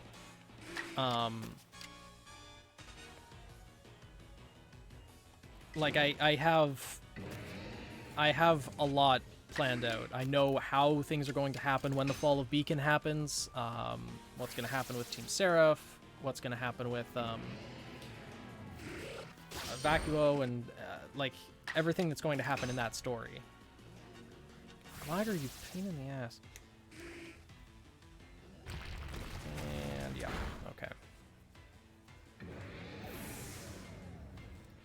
So I do indeed have a lot planned out for Seraph, and to give people a heads up of like how much there's going to be, Volume 1 is going to be about 18 chapters, and then Volume 2 is going to be a bit shorter at around 10 chapters. So, yeah. Beyond that, I don't really want to give too many details, because I want the entire story to be kind of a surprise-ish for what's going to happen next, and I don't want to spoil things, but where in the Ruby timeline will both start end? Team Seraph is set up so that their first year at the Academy is 3 years before Team Ruby starts at Beacon. So Team Seraph's 4th year is Team Ruby's 1st year at the Academies. So the fall of Beacon Academy will happen right before Team Seraph's graduation. That is the timeline and how things line up. On accident that your character has a similar look to Ren? Which character has a similar look to Ren? How do you mean? Because if you're referring to Zelina, she's from Mistral. So with Ren being from Mistral, they both have similar clothing styles. Oh, the one you were playing as, Zelina. Yeah, the reason she doesn't necessarily look like Ren, I don't think. But if there are similarities, they're both from Mistral. So they'll be graduates and won't participate. Correct. They are not going to be participating in the 40th. Well, the 40th Vital Festival tournament will happen when Team Ruby is in their first year, so it'll be when Seraph is in their 4th year. They will not be participating in the 40th Vital Festival tournament.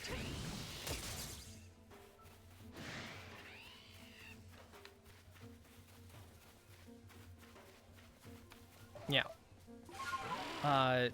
Because I'm of the belief that the Vital Festival tournament is only for 1st and 2nd year students from the academies, not for 3rd and 4th year students. It just wouldn't make sense with the way that everything is set up and what we've seen from Ruby thus far. Because out of all of the teams that we saw in the 40th Vital Festival tournament, the one that we saw in Volume 3, every team was a 1st or 2nd year team. From Beacon, we had Team Ruby, Team Juniper, Team Coffee, and Team Cardinal. No. The 2D characters, maybe they were supposed to be 3rd or 4th year, but it doesn't make sense that 3rd and 4th year teams were participating. Because if we look at the teams that we see in the Vital Festival tournament, there are 32 teams that I'm gonna pause because this is something that something that I've thought a lot about.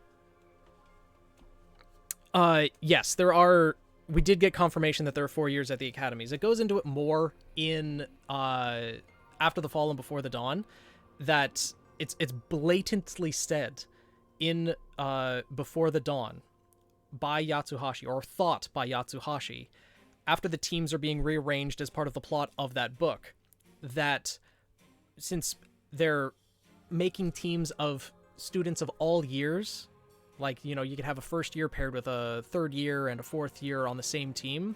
It happens in Before the Dawn. But Yatsuhashi blatantly says, or thinks, it's blatantly put in the book, how could anyone ever expect a first year to be able to keep up with a fourth year in combat? Which makes complete sense. There's 3 full years of strict combat training going out on missions. It would just not... It's pretty much incomparable at that point in time. And if we look at the way that the Vital Festival tournament is set up, there are 32 teams that enter, based on there being 8 finalists. That means there was 16 pairs of teams in the round before, and then there was 32 teams that entered, right? So with there being 4 different academies, that would mean that there was 8 teams that went into the Vital Festival tournament from every school. Now, out of the teams that we know, there are 4 from Beacon Academy: Team Ruby, Team Juniper, Team Coffee, and Team Cardinal. That's half of Beacon's teams that they submitted. 3 of them are first-year teams, and 1 of them is a second-year team. Now, sure, you could say that Team Ruby is just that exceptional that they were picked. The ideal breakup for each school, if they wanted to showcase all of the students from their academies, would be to have 2 teams from each and every year. Depending on how the randomization would work, though, every first-year team would just get beaten out in the first round anyways, because fourth years are just that much better. It's not even a contest, really. Now, Team Ruby might be just that exceptional. And Team Juniper, Pyrrha. She could compete with fourth years, probably. But then you get to Team Cardinal. Are you telling me that Team Cardinal was put in as a first-year team instead of another second-year team? Or third or fourth-year team? I don't buy it. Team Cardinal is probably like the baseline average. All members of Team Cardinal made it into Beacon Academy on their own merit, but they are not above and beyond other teams.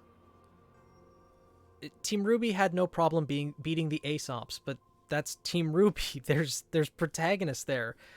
Team Ruby isn't the issue here. It's like that there's Team Cardinal in there.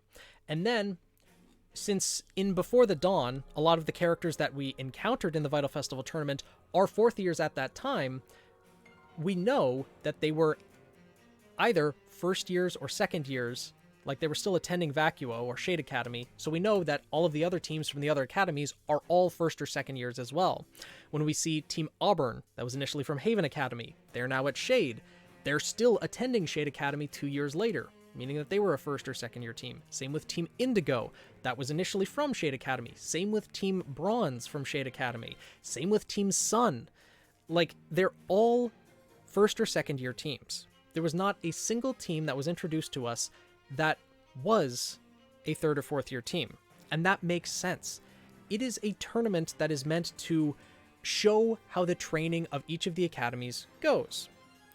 Like, how the academies have trained their students.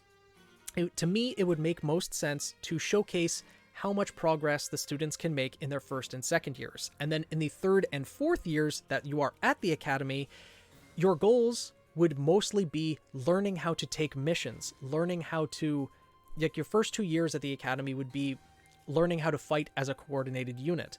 And then the last 2 years would be learning how to actually handle yourself as a huntsman or huntress. There wouldn't be any point in spending, the last half of your final term at the academy on a tournament when immediately afterwards you're going to be thrown out into the world as a huntsman and you're going to need to be able to fend for yourself. Third and fourth years are meant to focus, in my opinion, it would make sense that it would be structured this way.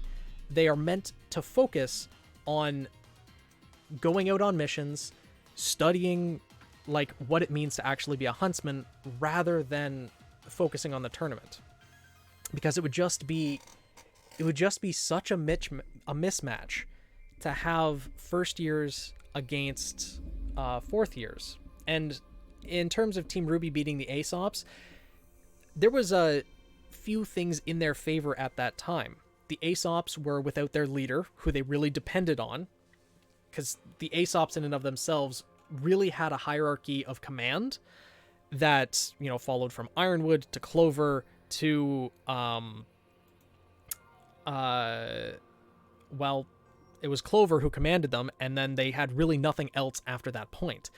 So it was very much, they were disoriented. Everyone was very emotional. Harriet especially was angry, and they were also divided. Clover was able to keep them working as a cohesive unit, and without him, they weren't really. Whereas Team Ruby was still able to stay in control more, and that's really why they ended up winning as well as they did. If it was a straight up fight, I don't think the Aesops would have lost that fight against Team Ruby, but honestly, we'll never truly know.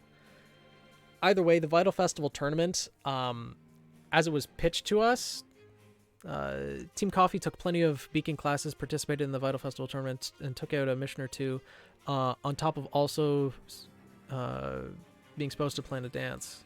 It took longer on their mission. Yeah! But the thing is, first and second years are being introduced to missions. Like, when Team Ruby went on their first mission, they were supervised by a veteran huntsman. Team Coffee, when they went out on their mission, it was like we saw in After the Fall what that mission actually was, and it didn't end very well for sure. But still, that's all part of the curriculum.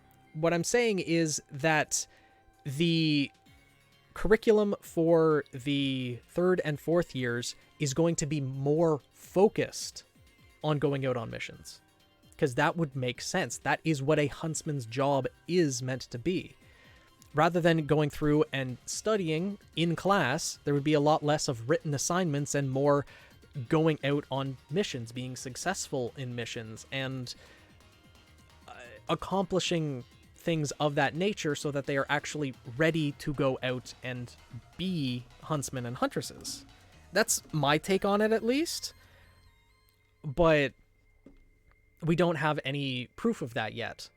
I really think that if third and fourth years did actually participate in the Vital Festival tournament, it would be such a mismatch for nearly every team in there, except for like Team Ruby, because they're the protagonists and they're meant to be a very gifted team. They are meant to be the top of the class that catches the eye of the headmaster, partly in due to Ruby's silver eyes, but still, they are meant to be above and beyond what the normal team is capable of, as is Pyrrha.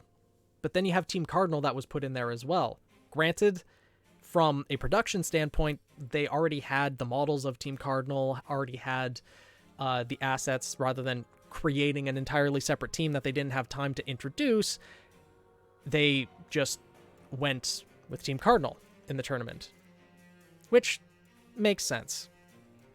Still, I don't really like the idea that it's just third and fourth years are participating in the tournament. I joined in the middle of this, but it's also been a couple years since the Vital Festival, so they don't have the same level of experience they did back in the festival. Adding to stuff about Ruby versus Aesops. Yeah. Oh yeah, they have way more.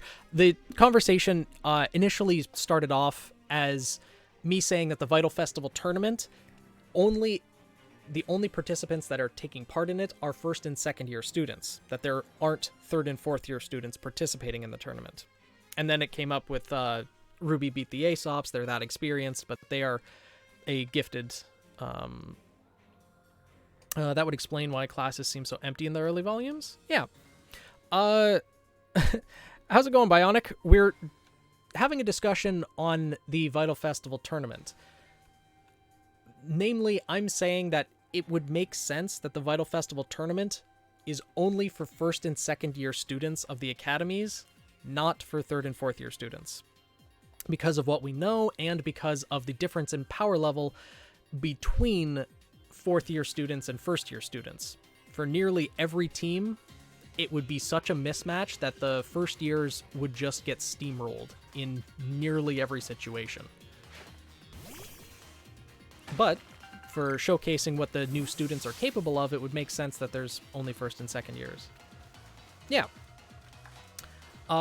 Based on what we know of there being 32 teams that would enter into the Vital Festival tournament, there'd be 8 teams from each individual school. So, in theory, the ideal breakdown of that would be 2 teams of every grade, right? 2 teams of every year. And yet, for Beacon, we already know what 4 of the teams were. 3 first-year teams with Team Ruby, Juniper, and Cardinal, and then a second-year team with Team Coffee. And Team Cardinal just isn't skilled enough to knock away one of the slots from an upper-year team. They're just not. And then if we look at the finalists as well that were there, we had, Yang from Team Ruby, first-year team.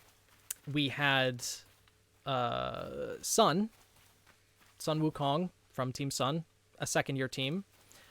Then we had Pyrrha, a first-year team as well.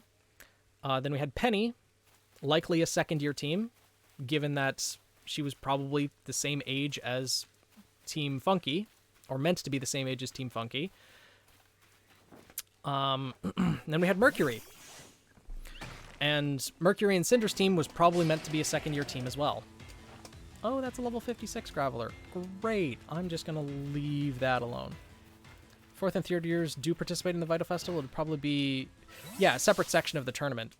And that would make sense. If it was already pre-established that there were 2 different sections of the tournament. But it is just the one tournament, and I think it's mostly to showcase the new students and how their first year of training has gone. Because you'd think that they would make a lot of progress in that first year.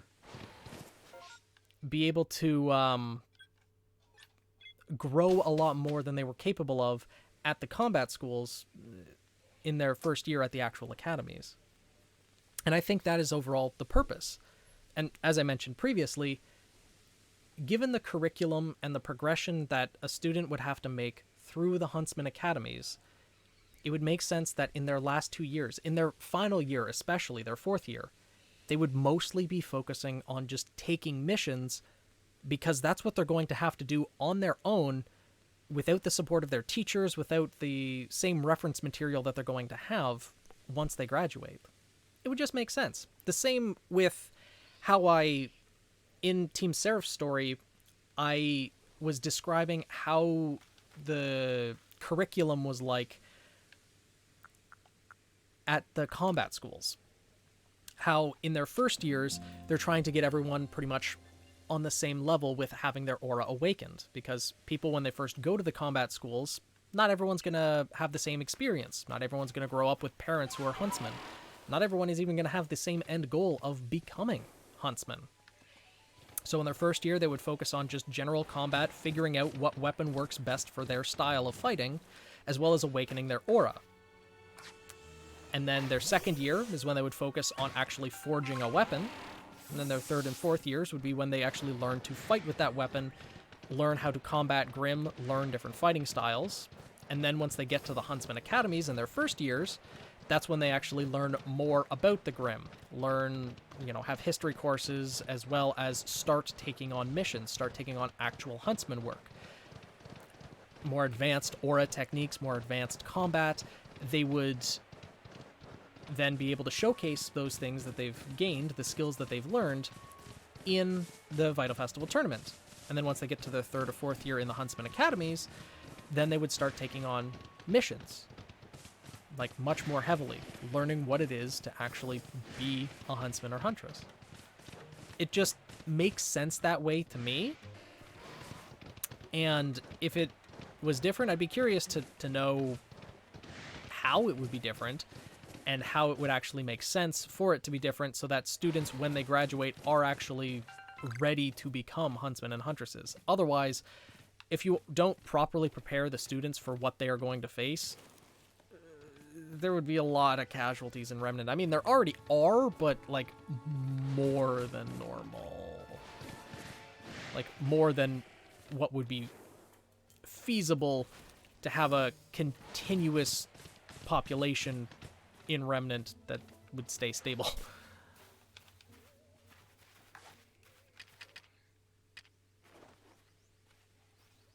Little zappy boy. Oh, Miss Magius. One of my favorite Pokemon. I love Miss Magius so much. Such a cool design for a Pokemon. Come on, Sparky. Let's dance. 46, huh? Oh, right. That was a dumb choice. Oh well, let's see if Arcanine can not die. It's probably gonna kill, isn't it? Yep. Cool. So besides Pokemon, what other fictional universes are Team Seraph in? There is one other, but I don't want to reveal it yet. We have an actual huntress, but she's in the Atlas military. No clue what she's doing there. Yeah, she's kind of, I guess you would say, a commanding officer in the Atlas military. The closest we've seen to, like, an actual huntsman, like going out doing missions and everything, to be honest, I don't think we've actually seen just generic huntsman work other than, you know, the mission that Team Ruby was on, like the Search and Destroy. I guess the closest to actual huntsman work that we've seen is at the beginning of Volume 4 when they took out the Geist Grim that was plaguing that one village. They were taking on huntsman work, and that was kinda what a huntsman would do. Yes, I get it. You're angry. That's what I wanted. Okay, now I'm gone. You know what? I'll collect the wisp later. Camera. Why? Why? Off topic, just quick. Pre-order Pokemon Scarlet today. Nice! I'm still going to pre-order Pokemon Scarlet as well, but I'm going to buy it online because it'll be easier to play on the Switch for stream. And then I'll probably buy the physical copy maybe secondhand later.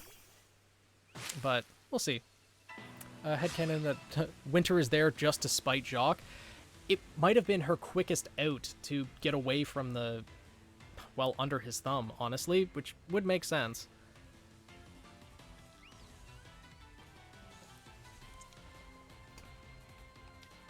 Because she wanted out of that household as fast as possible.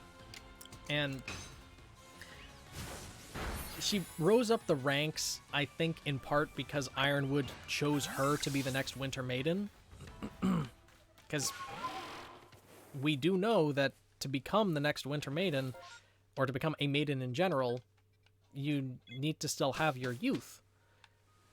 And being a capable huntress, as Winter is, plus being a Schnee and having the gift of a semblance that they do, Winter was probably a prime candidate for that. I didn't mean why she's there, but what she actually does accomplish for the military. She's next in line to be the Winter Maiden.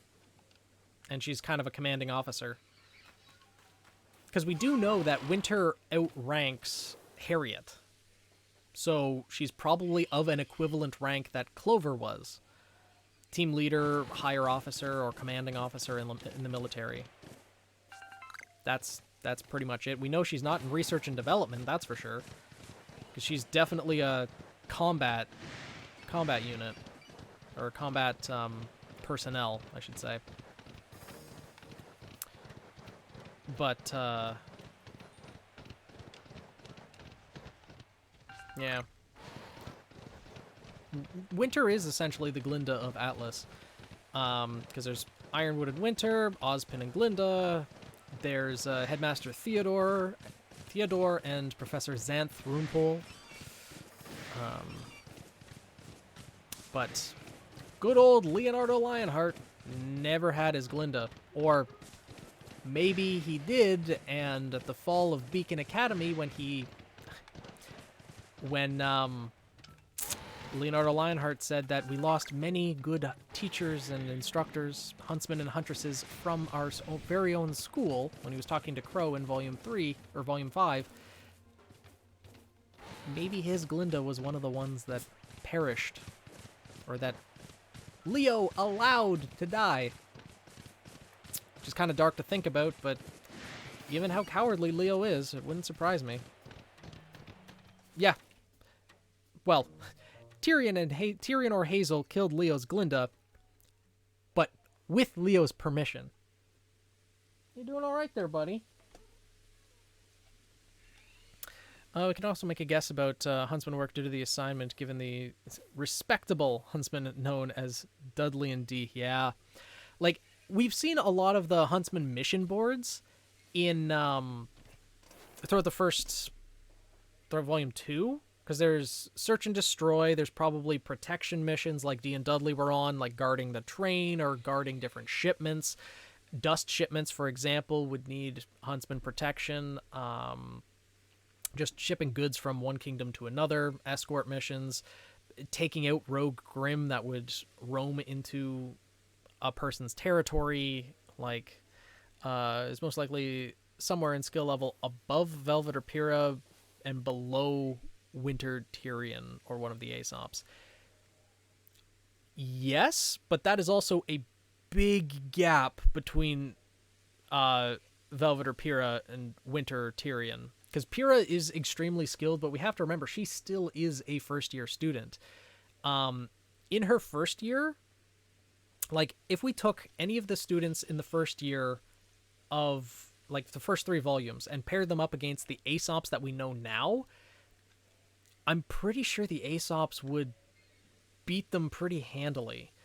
Team Ruby was able to win due to the experience that they gained all throughout Volumes 4 to 6, as well as being trained by the Aesops as well during Volume 7, and the gap between, or in the middle of Volume 7, when they were, like, pretty much strictly just doing missions around Atlas and training with the Aesops.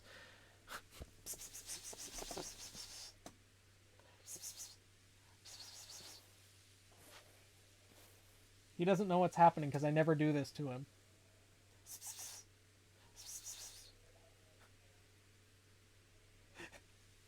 He's looking at me like I'm insane for doing that shift. He doesn't know what's happening. Yeah.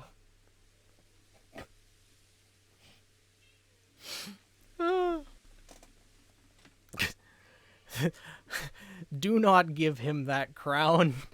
His head's far too small for it. Now, I'm saying we have no characters that are normal Huntsman tier. Yeah, you're absolutely correct with that. We have top tier, which is Crow, and bottom of the barrel, Dee and Dudley. Yeah, that's true.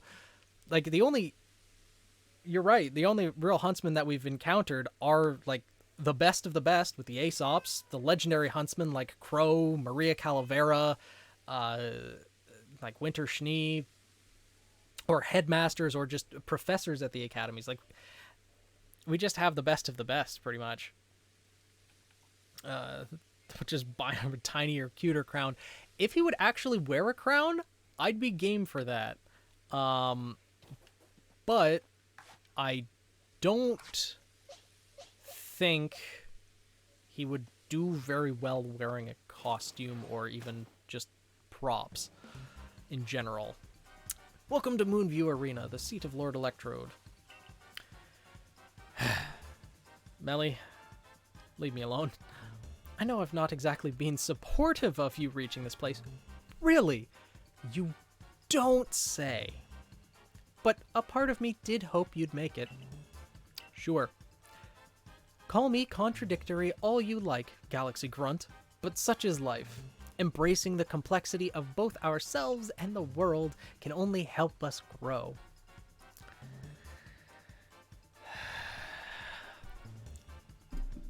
One thing I will say about the Pokemon Company, they really gave him some dialogue to make us hate him. As a member of the Diamond Clan, my highest calling is to please Almighty Sinnoh. And right now, that means I must protect my lord by stopping you where you stand. If you still wish to defeat me and gain entry to Electrode's seat, you and your little Pokemon are welcome to give it your best shot. That sneer that he had on his face. Ugh. Let's go, Skuntank. Give him another whiff of your silent deadliness. You are neither. You are neither silent nor deadly. I wish he was silent, though. Random question about Aerofell. On Twitter, they revealed that Bianca's weapons are described as prism daggers. How would these work? Would they even be good? I'd need to get a look at them and see what the actual shape is. Given that they're an Atlas, they could be daggers made of hard light dust. I just need to find out more about them before I can say anything for certain. Level 22. Yeah, I'm going to take out the Scorpy first.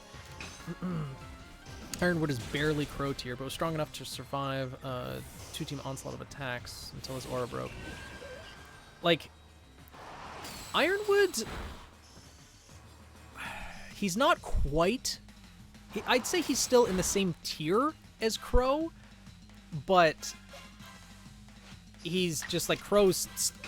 I still think Crow would easily take him out in one-to-one combat, but Ironwood's a tricky fighter. Given that he uses the gravity dust, he would be a lot to handle, I think, in a one-on-one fight. But as for the prison daggers, I just need to know more. They could be good. If they're dust reliant, that would limit them. Given that they're an Atlas, there's probably spare dust that the military would have access to fairly handily, or that huntsmen and huntresses would have access to fairly handily. But Crow, Raven, and Summer are all Crow tier. No maiden powers. Yeah, absolutely. We assume Summer is because she's part of the same team. And the same would also go for Ty, if we ever saw him use his weapons and fight at full power, which hopefully we will at some point. God, I hope we get a Team Stark spin-off after Ruby finishes. I really hope we can get Team Stark. Tyrion and Clover too. Tyrion, yes. Clover, less so. Because Clover, he's skilled. Don't get me wrong. He's a extremely skilled huntsman. But he's very reliant on his semblance. That was his own downfall at the end, too, was that he relied on his good fortune far too much. And then, you know, but personal question, how much do you think Cinder would be Kerm Stomp if she had no maiden powers? At this point in the game, I think she would have... Let's put it this way. If she did not get the Fall Maiden powers, and the first Maiden powers she decided to go after were the Spring Maiden powers, meaning that she failed at Beacon Academy to get the Maiden powers, but Beacon Academy still fell, and then she went to Haven Academy and tried to get the powers from Raven, Raven would have beheaded her without a second thought. Like, she would have been screwed. Walking into the Bronwyn camp, she probably would have been dead if she didn't have the Maiden powers. Tan got tripped by his daughter and didn't manage to catch himself while falling. That's true, but he also, I don't think, was fighting full out against Yang. I'm gonna be honest here. He was more trying to... Like, I don't think it was necessarily that he threw the fight to boost her confidence. I think she did catch him off balance because he wasn't expecting it. But if he was actually, like... What would the proper term be? Like, in combat mode or ready for a serious fight, I don't think that would have happened to him. I'm pretty sure Ty is of the same level. Crow, having been out in the field working for Ozpin the entire time, is obviously more skilled than Ty, I would say. I think Crow would easily be able to take out Ty in a one-on-one fight. But Ty's still very skilled in his own right, I have to imagine. She's capable of weaving dust into clothes. An expert swordsman. knows how to use both her semblance and dust in a fight, and a great shot with a bow. True. But against Raven? Neither of them having maiden powers? Cinder's losing that fight. I do not see Cinder winning that fight. Raven is far more skilled than her. We could see in the battle that they had together, that against one another, Raven was kind of dancing circles around Cinder the entire time, using mainly the dust blades that she had. There were maiden powers obviously being used, but Raven was like using her maiden powers or relying on them less than Cinder did. Melly. I just lacked time. Yes, I'm afraid there simply wasn't enough time for me to raise my Pokemon nice and strong. Right, this coming from a warden. Ah, could this be why Adaman is always going on and on about time being a precious thing? My word, the Diamond Clan and Almighty Sinnoh truly are never-ending founts of wisdom. Large arm-shaped weakness? Not really. It was a weapon in and of itself. Sure, Aura didn't protect her arm and she got a shard stuck in it once, but that isn't necessarily a weakness because it's also a strength as well as a weakness in some ways. True, she had no depth perception anymore, but that didn't really play much of a factor, at least that we saw. Narcissism is never a good look on anyone, Melly. Yes, but try convincing a narcissist that they in fact are a narcissist. That is a challenge in and of itself. But yeah, she definitely didn't have any depth perception anymore, so that may have played a factor, but even still, I don't think she would have been able to defeat Raven Bronwyn if neither of them had maiden powers. You put Cinder and Raven 1v1 in a fight, I think Raven's winning that handily. Just more experience. And although Cinder is a good shot with a bow, and is capable of using her semblance along with the bow in a pretty good fashion, I think, Cinder's just losing that fight. Cinder and Raven at the same age, though, that would be an interesting fight. That, I think, that would be a bit of a toss-up. Because when it comes to characters and the more types of dust that they are capable of using, like in Raven's case, she's strictly a swordsman that is used to using the versatility of the dust. Being able to know what situations would be best handled by certain types of dust, you need a lot of experience to be able to do that.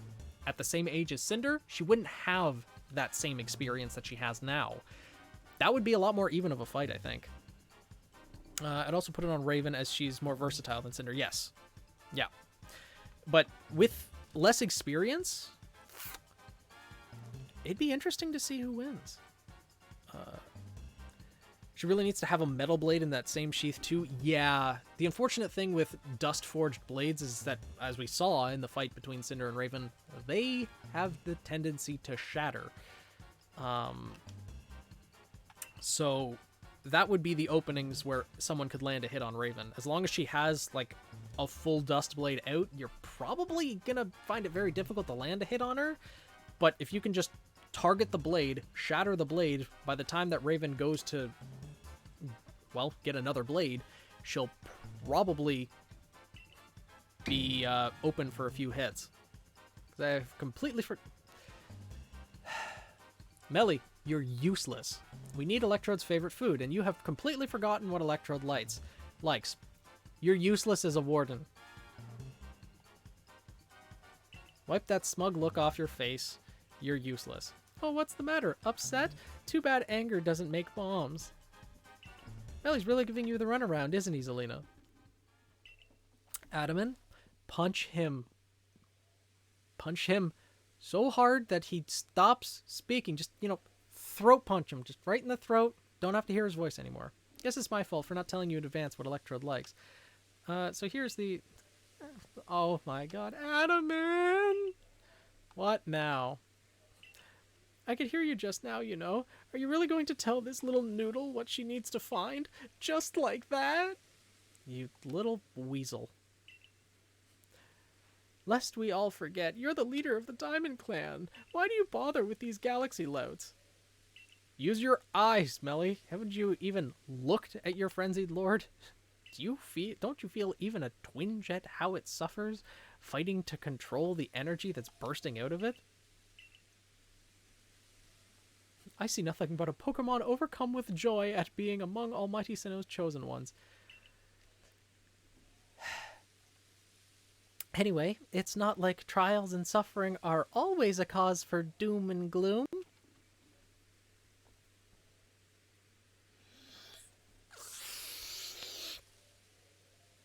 Oh.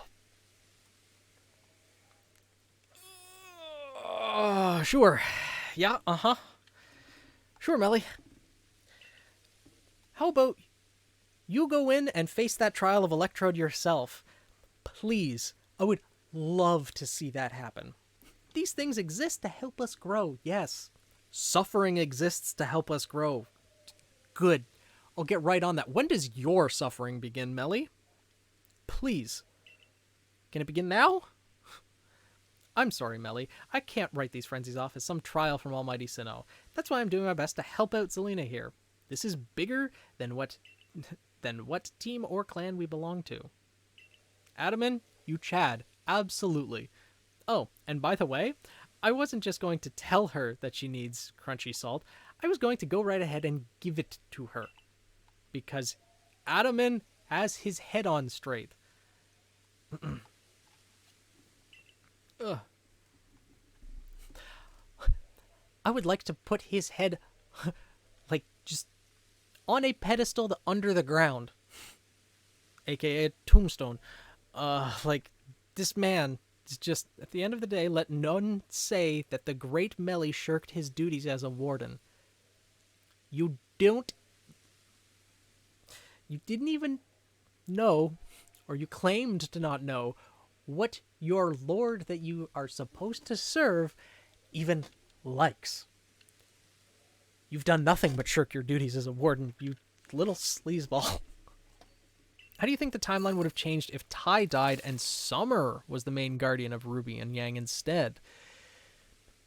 That is an interesting question. Unfortunately, we don't know enough, because there's a number of factors that would make that a much more interesting question. For example, was Summer the Summer Maiden?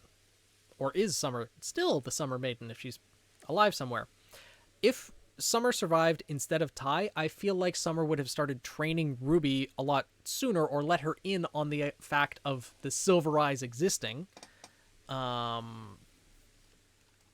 So there's definitely that.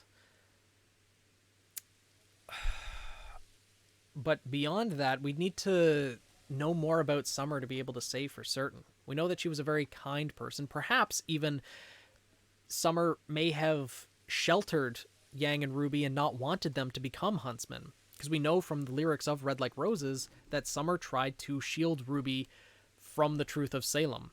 It's very likely that Summer went to face Salem so that Ruby would never have to. If Summer had lived and Tai was the one that had died, Summer may have leaned into that more and tried to prevent Yang and Ruby from ever becoming huntresses, from ever getting involved in that fight. We don't know. Yang's fighting style probably would have changed as well, because Ruby follows the fighting style of Crow. Maybe Yang would then have followed the fighting style of Summer. Though, with Yang's personality, she definitely seems more of a brawler, so again, we'd need to learn what Summer's fighting style is, but Yang might have also picked up Tai's fighting style or stayed dedicated to that even more in memory of her father, of the time she had been spent training with him when she was still young, from the time she could still remember.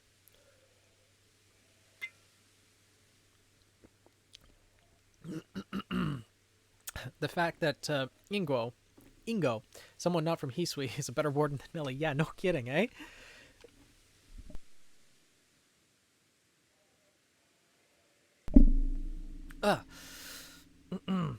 There, I made you a practically infinite supply of bombs, so chuck all you like at Electrode. but don't underestimate my lord's strength.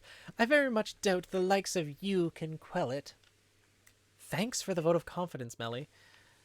Always appreciated. Summer's fighting style is super laser beams. It could be, for all we know. She could have used dust. So, ready to take on Dark Souls Part 4? Because, oh, this one's gonna be hell. Let's see. Okay. Oh, time to focus. Oh, posture correct a little bit. So even knowing you're doomed to fail, you still wish to put yourself against Electrode? You know what? Let's try it. You have a great deal more pluck than you have sense, I'll give you that. Word of advice, don't stop moving. No kidding. Or you'll be dead in no time.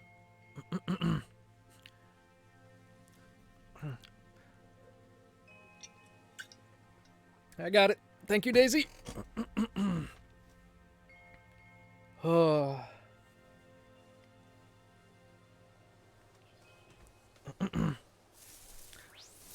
Oh, look at the cute little Voltorbs. I wonder what it evolves into.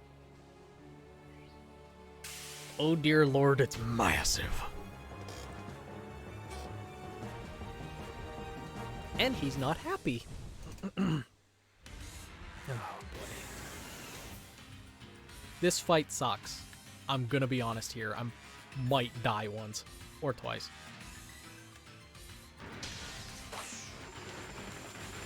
Oh!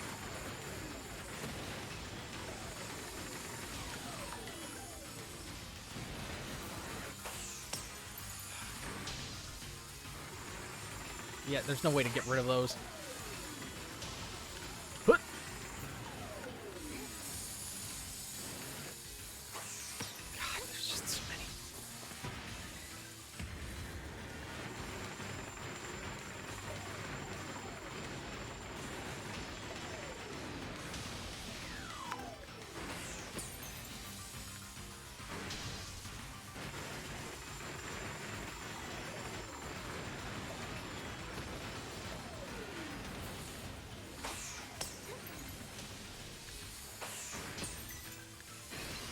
Okay.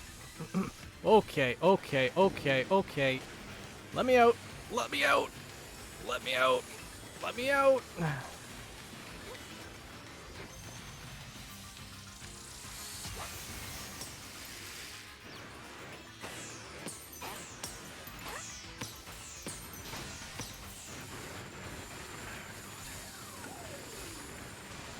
I hate that these homing electric balls just come after you all the time.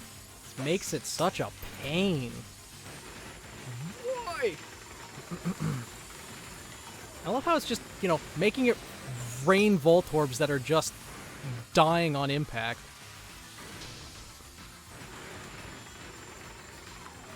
You just have to kite these electric balls that are homing enough so that you don't get pincered between them. Okay. Oh god, this again. Stay out of the circle. Stay out of the circle. Oh, this is...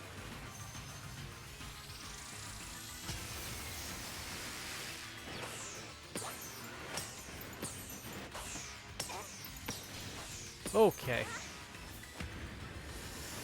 Okay, that's a quarter of the way down, but we haven't reached phase 2 yet. So that's gonna be fun when that eventually happens. This battle is just a little bit tedious.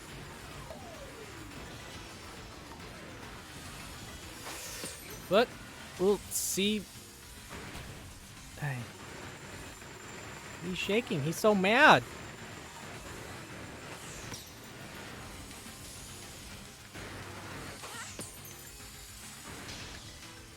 Nope, get away. And there's the circle again.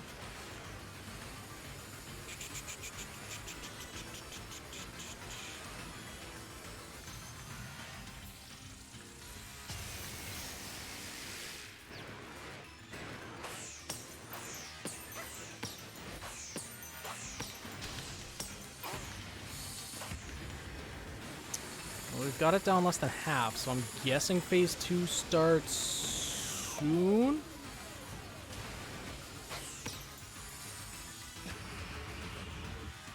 Is this... No, it's still the...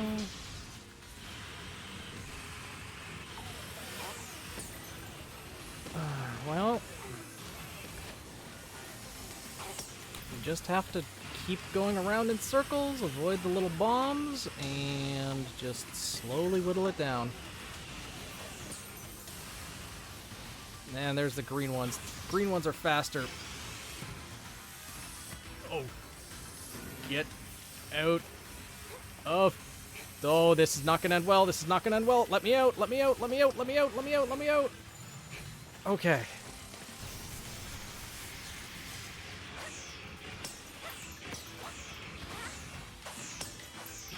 Oh.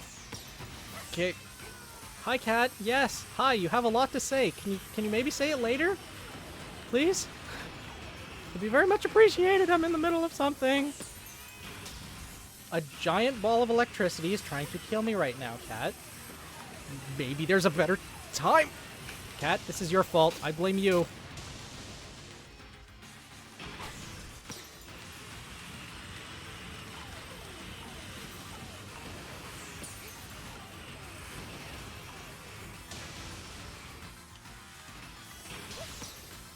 Oh, right. Now we initiate. Okay.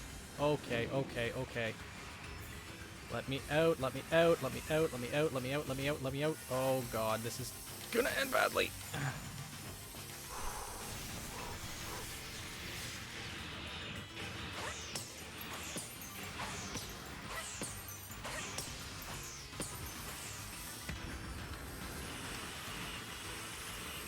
Almost there, almost there, almost there. We're getting close, we're getting close. Just keep moving. Keep moving. Keep moving. Keep moving. Keep moving. Keep moving. Uncomfortably. The green orb is uncomfortably close.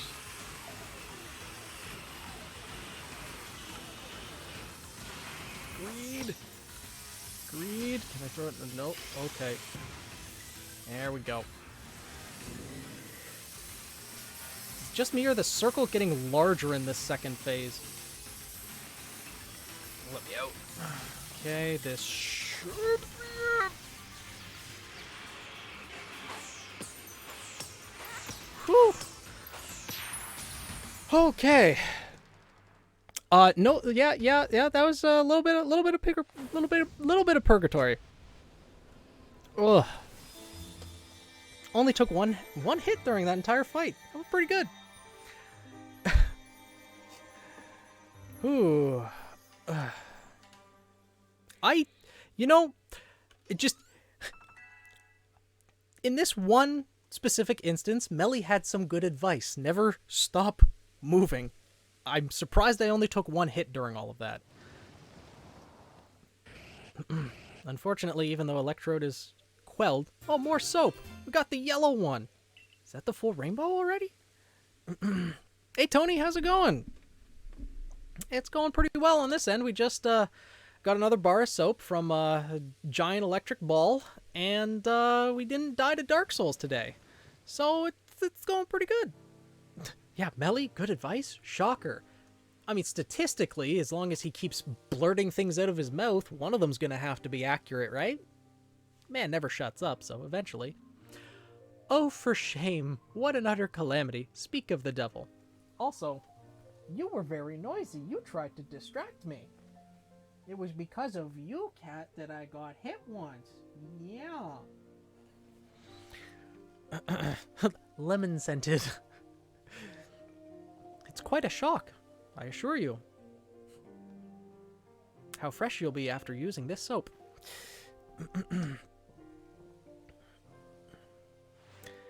I guess the circle in the second phase was just a little bit quicker, like Electrode was following you a little bit quicker.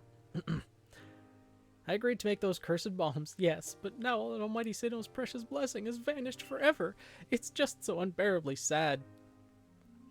Yeah, so sad. Is that how you see it? Electrode looks relieved to me. Glad its sufferings ended, probably. Not that you were much of help with that. Oh, come on, Adaman. Seriously? That's just your wishful thinking, nothing more. Really? Adaman's wishful thinking. Right, says the narcissist. Character forgot to submit to the tournament is a fox. Oh, nice, Tony.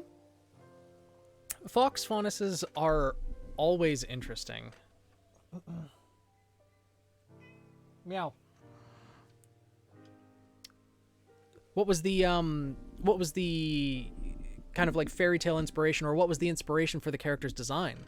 Was it from a fairy tale that had a fox in it, or was it from a different source of media? Can we body slam him into a into a pillar so hard it gets dented? Does it have to be the pillar that gets dented? I would love it for it to be his skull that gets dented. Just a little bit. All your preaching doesn't ruffle me one bit, but if Almighty Sinnoh grows angry with me because of this, I don't know what I'll do. Well, I mean, if Almighty Sinnoh gets angry and strikes you with lightning, I'd be quite alright.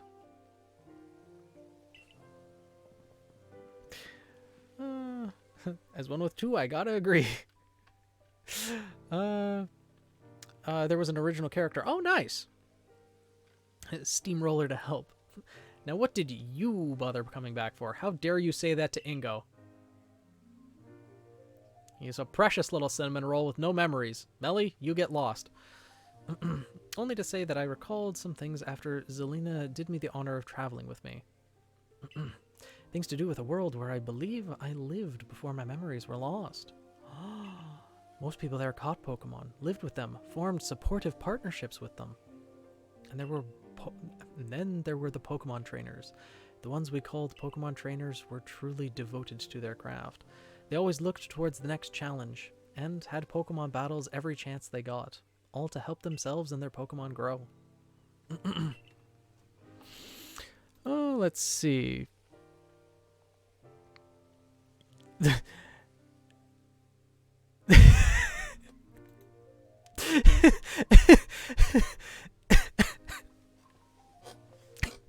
Yeah, that sounds pretty accurate, Daisy. But a ship person, maybe, yeah. Poor train boy. I wonder how his Emmett is doing. Yeah, they were always a pair, always attached to the hip. Poor guy must have been quite a shock waking up one day and his partner was gone. Through battle, trainers forged bonds of understanding with their Pokemon, and with their opponents and their Pokemon too. With everything, I suppose. Pokemon and people work together, we can forge new paths forwards. We'll be lost to history if we go on believing only Pokemon can be strong, or if we go on fearing them instead of understanding them. Was your world like Ingo described too? It sure was! Never have thought such a world could exist. Oh, once again, the brilliant Warden Melly has realized something rather clever. It's not just my Pokemon that need to be strong, it's me as well. The greater my valor and might, the more my Pokemon can reach their potential. It's too bad your valor and might will never be higher than a friggin' what would be an appropriate, a dead log laying in the forest? Would that be enough to equate Melly to? Or should we go even lower? I don't know. You guys decide. But yeah, she's an original character. Nice, Tony. Lower? I agree. A pebble. A bit of moss growing upon the underside of a rock plunged beneath the swamp or something like that. Not at all, Shift. I surprisingly, this was the best noble fight so far where I took the least amount of hits. I only got hit once, and that's because the cat distracted me. I wonder if Almighty Sinnoh will be pleased once I've achieved exactly that.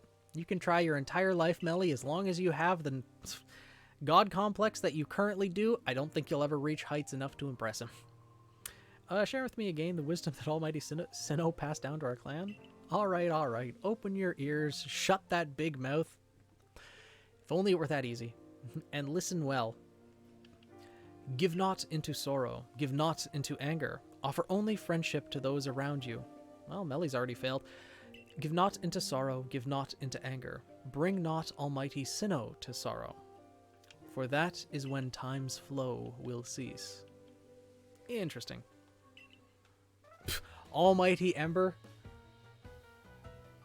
You give him too much praise. He's done nothing to be worthy of it. He exists, and he's cute. That's about it. Yeah. But he too dumb. He too dumb. Butt scratches.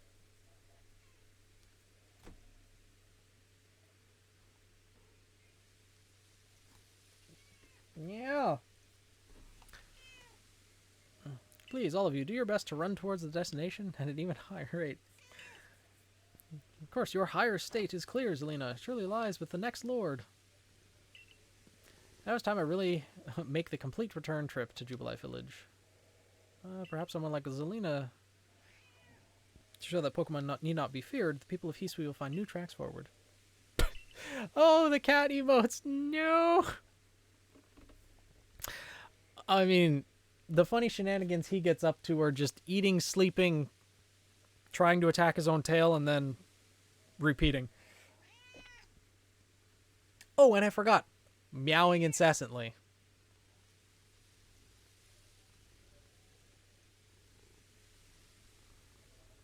What? What are you doing? Commander Call report. Okay. Shad. Yeah, Shad loves the cat.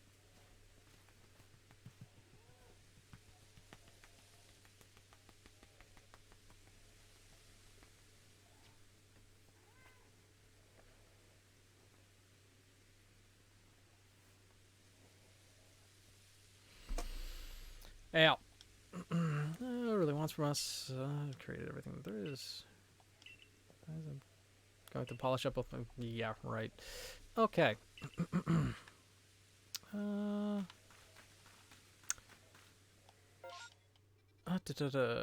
Weapon she uses a shotgun that turns into a scythe, I believe, or a psych. Because I don't know what weapon a psych is, but shotgun is definitely a powerful mid-range weapon, I guess. Because shotgun's definitely not like long range, but longer than close combat at least. Mental damage. Okay. Ember is the most beloved Kato of the guild. Maybe. Is he deserving of that title? Maybe not. But I feel like the guild has kind of thrust that upon him since they... Well, since stream started, at least. Isn't that right, buddy? Yeah. Hmm? Yeah.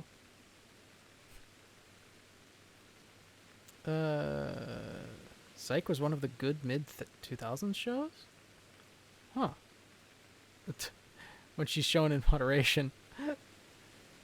Yeah, this cat doesn't know moderation. He's just all meow all the time. Psych weapon. And I came up on a... Came up Leglock? I don't know what that means. Let's see. Do I have enough to go up another rank? I don't think so. But I made some new observations. Let's have a look then. No, have not made enough progress yet. Your shotgun can't hurt me. I'm invincible. Yeah, but it can hurt you in other ways. Your fighting style sucks and your weapon was bought off at AliExpress. Oh, God.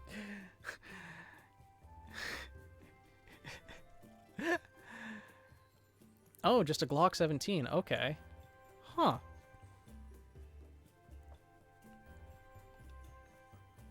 It's a gun that's also a gun. Time to report the village then. Oh, when was the last time Yang reloaded on screen? It's a good question. I'm guessing it's... I mean, we've never really seen Weiss... We've seen Blake reload on screen because she switches between irregular rounds and dust rounds, but I don't know if we've really seen Weiss reload on screen outside of Ice Queendom. She did in Ice Queendom, but in the regular Ruby series, I don't know if we've seen... Oh, hello, little girl. What is it that you want? You're standing in the middle of town. What's that Pokemon up there? What is it? What does it do? Oh, she's the one interested in the Magikarp. Yeah. It's a Magikarp. What is it called? Is it a cool Pokemon? Is it strong? It's pretty cool. Because it evolves into something that's cool. When you're done with its page in the Pokedex. Seen a Robo Arm reload to run out of ammo. That's the secret. It's always full of ammo. It never runs out. Is Beautifred ready to evolve? Currently strong. No? Apparently not. Compounds real high, but it cannot fly. Magikarp, useless. Gyarados, angry at everyone thinking that they were useless. Pretty much. Magikarp, not entirely useless, though, because if you get it down to real low health and then use Flail, it can still do a lot. 12,000 to learn how to fold rocks. I am the ammo. Pretty much.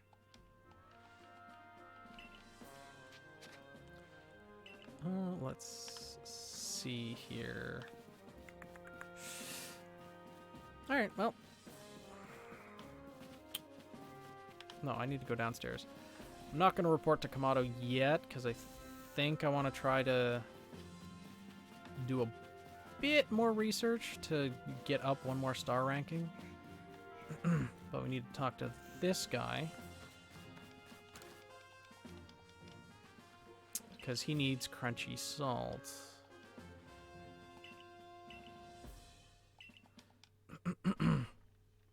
Emberzelica for Volume 2.0 running out of ammo. And power to move around would have been interesting. Yeah. Sure. Arceus reloaded against the fights against the giant wasp's death. Yes, but that was also back in like Volume 5. So it's been a while. Mercury not keeping Yang's arm after taking it. Truly a crime to not steal it. I guess, but Mercury would really have no use for it, would he?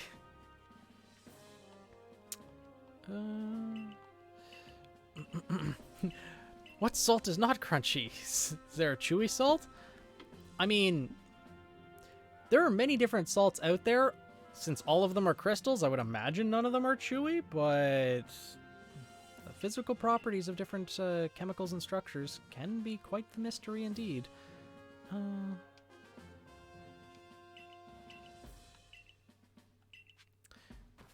That's probably the best use for it. Ah! Oof. Yeah, it's a shotgun that turns into a scythe. Okay. I had a feeling that was the case. Still, good weapon. Scythe is, as they say in the Ruby universe, and really in our universe too, it is a notoriously difficult weapon to learn how to use. So the training that the character would go through to learn how to use one is intense. But having a shotgun, that means they'd be much more focused, like close to mid-range, rather than Ruby that's, you know, still mostly close range, because all fights in Ruby pretty much end close range, but also with the long-range focus over sniper rifle. Nice. Interesting weapon, Tony. And you probably don't want to eat most salts to find out if they are tree. Yeah, most salts are not something that is cohesive to the human body. Oh, Scythe plus Aura Chain semblance is fun. Yeah. That would be fun.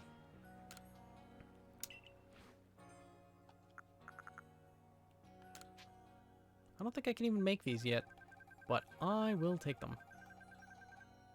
Sure. Let's see. I don't think... Actually, there should be a bunch of stuff that I can... What?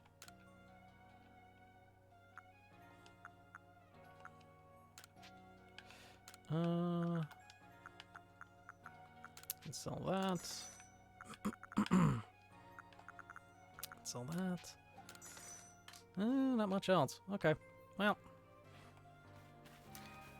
Does Sarah have sort of thermal vision? No. Thermal vision is not something that she has, but she can have kind of a, like, I guess, grasp of, like, heat sources in a room. A better grasp of temperature than most, I guess, would be a more proper term for it. Remedy, fine remedy, superb, full heal, sticky glob. Oh, that's 20,000, okay. Honey cake.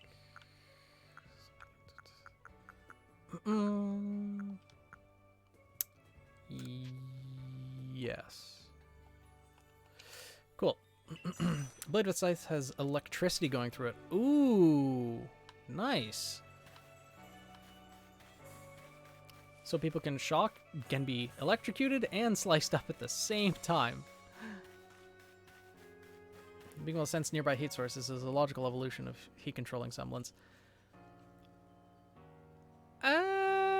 There are other ways in which it could evolve. Doesn't have to be directly in one way, but there are multiple ways. I'm just gonna say that. Multiple directions it can go.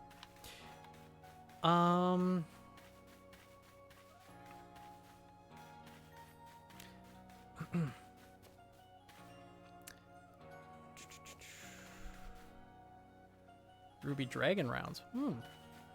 Hey, Werewolf, how's it going? Welcome to the guild.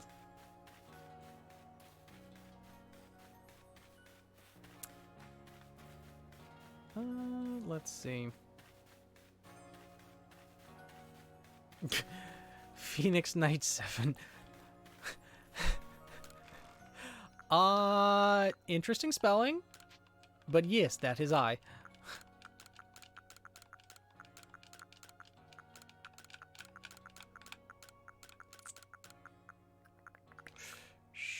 Sure. Store those for now. Store those for now. Cool.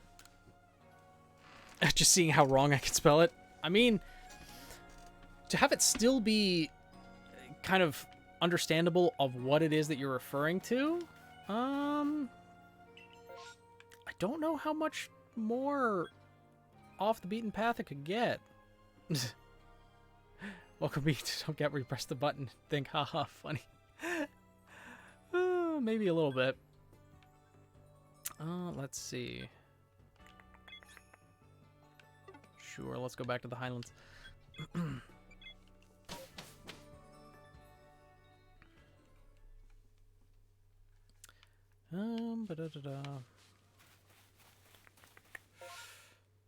Oh, we haven't gone to this area yet.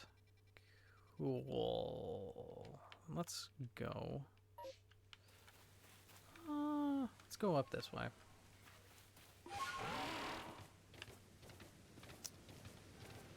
I keep forgetting that we don't have Braviary yet. We don't have the ability to fly.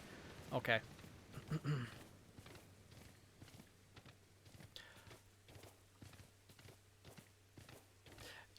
I see what you're going for, Nin. I don't think I'm going to pronounce that one, because it's... I'm going to probably bite my tongue trying to trying to say that, if I'm being honest.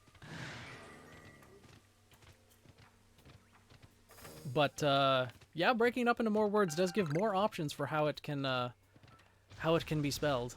Okay, no, Sneasler, no, you're not the one we're wanting. It's getting longer. Just you wait. Roast, charred, possibly burnt with such mysterious maple syrup hockey stick burpman. Oh my god, it's getting so much longer during a single stream. Pace yourself, Shad. You're gonna have to type out an entire paragraph within a couple weeks.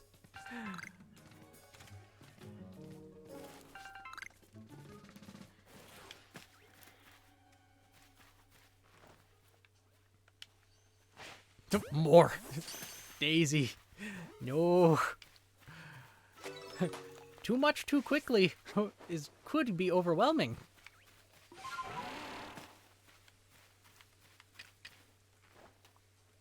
Moderation is key.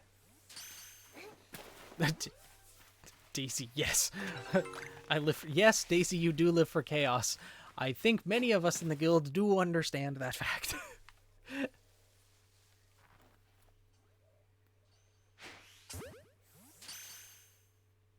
What's the matter, cat? You've got the schneezus? No? Oh.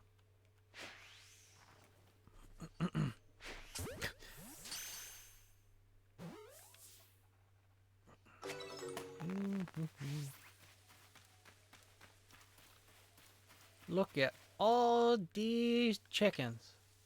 Or gumi.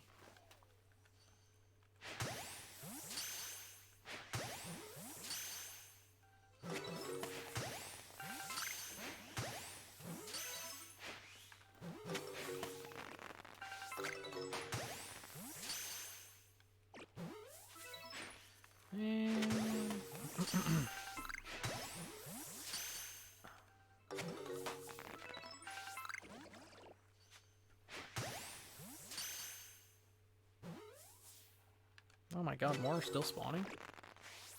What's up? A lot of Pokemon in this. Oh my god, there's another one.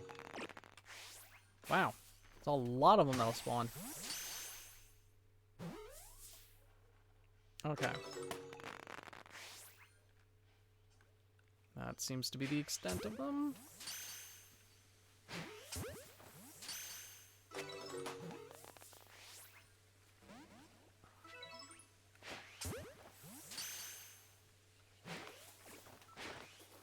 There we go. Hitboxes of the ground is so weird. Cool. Give us the ability of turning into a fox, hence a race. Okay. Transformation semblance. We haven't seen a semblance that can actually, like, turn someone completely into a different shape. So, we don't really have... Is it meant to be a canon character or not, or an alternate universe character, Tony?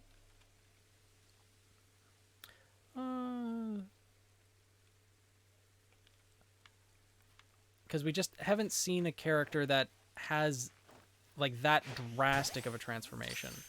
I mean, we've seen Ruby, you know, transform into rose petals, but it's constantly draining her aura while she's transformed. So it might be possible for a character to transform themselves in canon. But I'd imagine it would just be a very temporary transformation that would also be fairly aura intensive. But again, as I always say, I'm no authority on OCs, and who knows what we might get introduced to at some point in the future.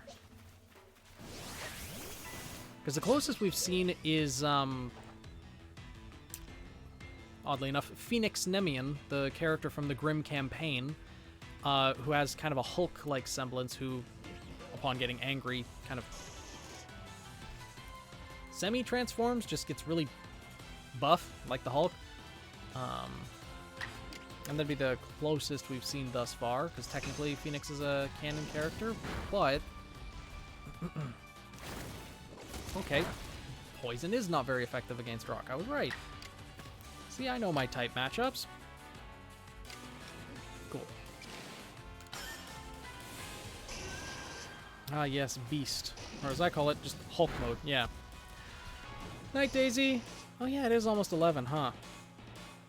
Rhodes makes his skin metal. Yeah, but that's like, just a superficial transformation, I guess is probably the better way to say it. Rather than like a full-on transformation into something else. But still, I really like Rhodes as a character. He's just, the logic about him is not all there. He really should have just taken Cinder out of that situation if he really cared about her.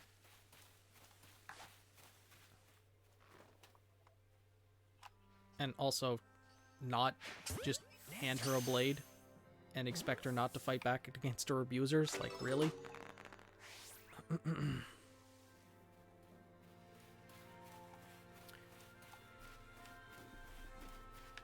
Like, yeah. I liked Cinder's backstory, honestly. It was pretty good, but the book's canon is confusing sometimes. How do you mean the book's canon? Like, after the fall and before the dawn? Or... because there are some things about those books that do seem... Grim being black holes for aura, but also exploding when Ren does it. How do you mean what exploding when Ren does it? Oh, you mean in Volume 1 when Ren kind of exploded the head of the King Taijitu? Because in Volume 1, Ren pulsed his aura through the fang of the King Taijitu, and it kind of sent a shockwave through the fang, using it as a conduit for his aura. Granted, the fang is part of a Grimm, so, you know. Then again, yeah, Xanth's... I made an entire video about my feelings towards Rumpel's semblance. I really think that Rooster Teeth needs to make that magic, because there is zero reason, zero precedence, zero logic behind it being permanent, other than they just wanted the plot to be that way, and they didn't think of the repercussions of that. Because it's atomic reconfiguration. At its core, that's what that semblance is, and it's so broken. Atomic reconfiguration is just not something that should be permanent by any stretch of the imagination. Okay, Geodude. Why? You should not be this angry.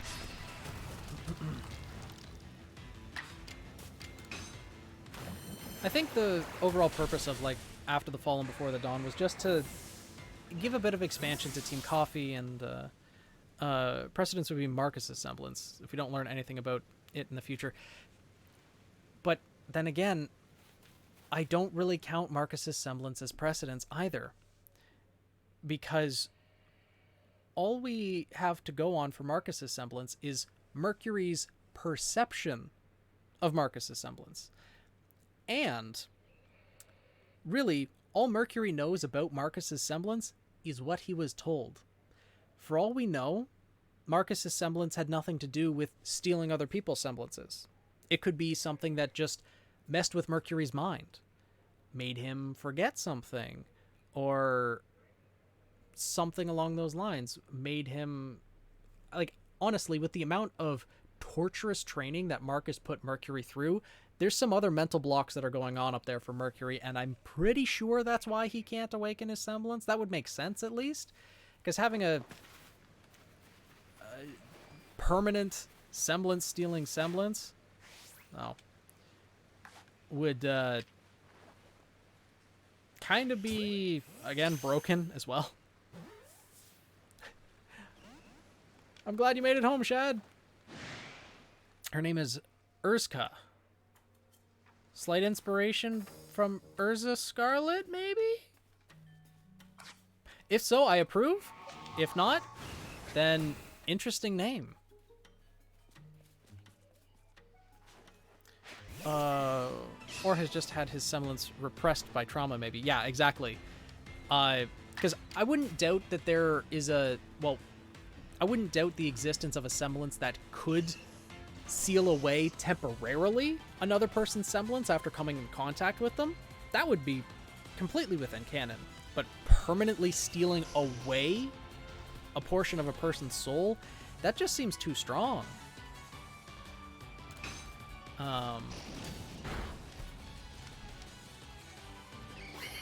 So, I don't know.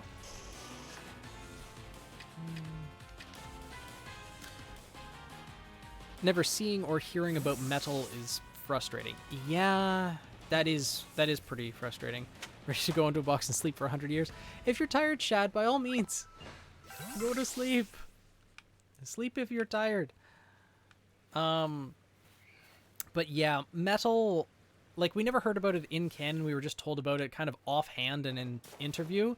That is a bit frustrating, but it kind of makes sense with what we know about Ironwood's character, and what we've seen.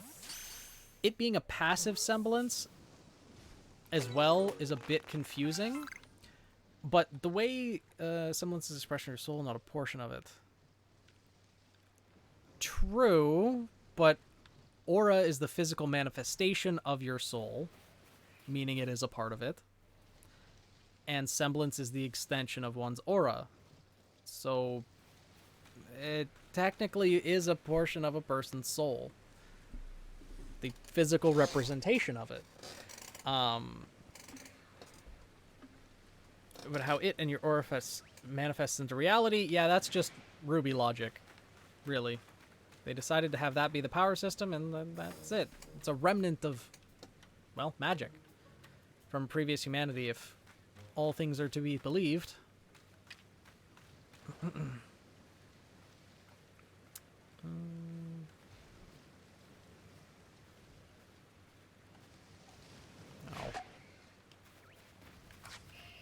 Okay. How do you take off the annoying sticker on a book? Very slowly, normally, that works. Kind of just get the corner and peel it, but the sticky residue left behind, yeah, that's difficult to get rid of, without, you know, ruining the pages of a book. Alcohol normally does work, yeah. Or nail polish remover.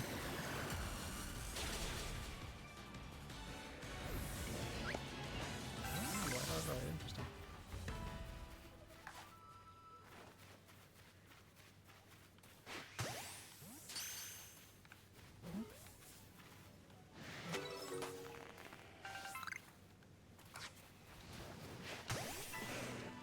The name comes from Urza Scarlet and Mocha Acacia. Urska. Nice. I approve of using Urza Scarlet as a reference. Really like Fairy Tail. How outdated are some of the World of Remnant? We don't really know until they're contradicted within the show. Like, for example, in World of Remnant, it's blatantly said that dust does not work outside of Remnant's atmosphere. And yet, that was Ironwood's plan to raise Atlas up there. Because if it's within Remnant's atmosphere, well, that's where Amity Coliseum was raised during Volume 8. They used the dust to raise it high enough within Remnant's atmosphere to be able to get the signal out. Cinder was still able to reach it. Therefore, Salem certainly would be as well. So the only way to escape Salem would be to raise Atlas higher than that, which would be outside of Remnant's atmosphere. Dust would stop working, all life support functions in Atlas would stop as well, and everyone on Atlas would still be dead. Meaning that Ironwood's overall plan was to sacrifice literally every single person in Atlas and Mantle just to prevent Salem from winning. His goal was to simply stop Salem from winning, which kind of defeats the overall purpose if there's no one left to save, no one left to protect.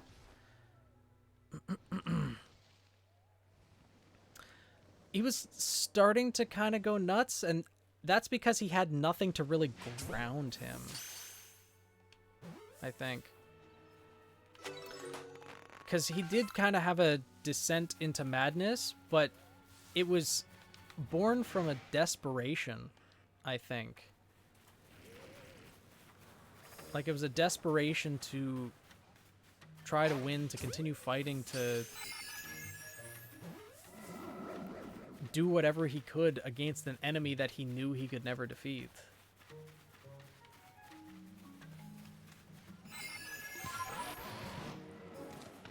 Like, his is a sad story and I know there's a lot of people who have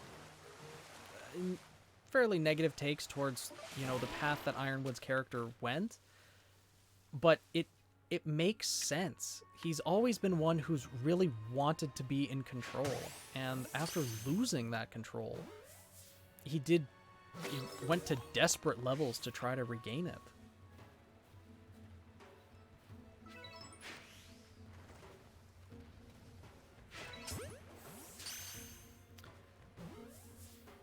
I think it's easier to explain it as something entirely outside of his character than a sudden mental break from someone with a mental reinforcement semblance. The thing about his semblance, I think instead of it actually affecting his mental state, it's a semblance that allows him to be more focused on a goal when he puts his mind to something, rather than actively, you know, forcing his mind one way or another. No.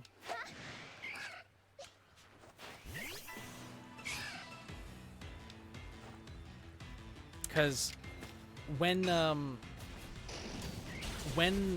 in that fight with Watts, when Ironwood said, you know, I will sacrifice whatever it takes to defeat her. Oh yeah, there's an unknown right here, isn't there? Hey, buddy.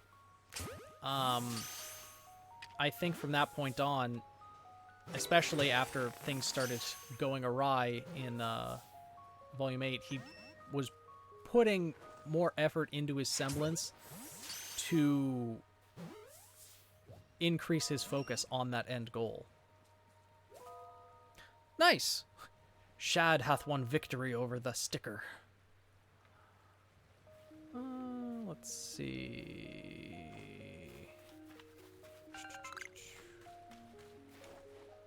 Oh, why are you so angry? Oh, the cannon. Literally, yeah. I don't know why he brought out the cannon. His fighting style was so good with having the dual pistols, but now putting it into a cannon, that just makes him less powerful, because he's not able to move as fast, and he's more limited with the amount of shots he can take, too. The cannon's weird. He went for power over versatility and speed, which, when you're losing both of those, it's not really worth it. Yeah, exactly. Mobility for firepower. The book hasn't been damaged. Nice! Shad used a knife blade. It was super effective. Literally. Both against the sticker and the book, but with the finesse of the blade, only the sticker hath been removed. Occam's razor takes a lot less effort than trying to justify whatever was going on there. But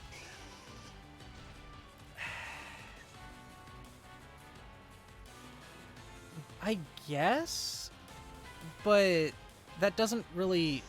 I wouldn't necessarily call that Occam's razor either, because it's not the simplest explanation, because it starts to confuse the plot a little bit, no? Not to mention it's ugly as heck. Yeah. And really, it just doesn't make sense how it only functions by locking both of his pistols into it. One of them's a gravity pistol, and this just is like a dust cannon. There's no gravity with it. Like, it's just... the function of it doesn't really make sense. Oh. Well, hello. Random alpha just spawned. Hey, you're too angry for your own good. Stop it. It's a level 59 Badoo. And it's angry! Oh my god. Okay. Ruby Cannon Logic, post volume 5 or 6. Writers, hey. This vid said this. So then, how does this work? Yes, and... why is the tiny being so angry? It's because the tiny isn't so tiny anymore. Hidden away in the twist is so cute. Yeah, I really like Badoo's design, and then Roselia and Roserade. There's so many good Pokemon designs.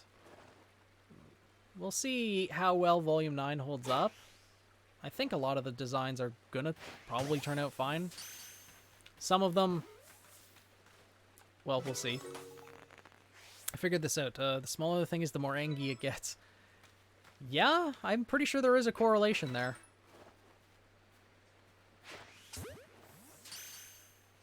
More to prove, I guess. Don't despawn. Don't despawn. Stay in the ball. Honestly, the pistols to lock in to be a trigger, I'm gonna be honest, if he just added the cannon to his arsenal without needing to attach his guns. Yeah, I agree completely.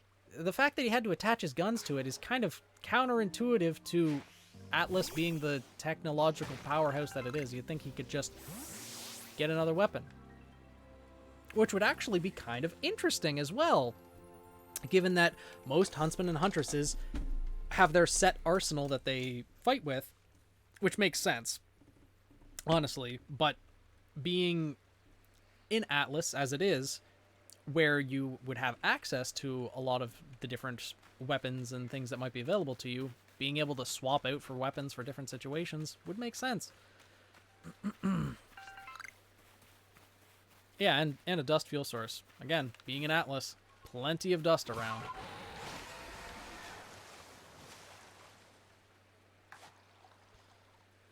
Why have 3 weapons when I can have 1? Yeah, honestly though.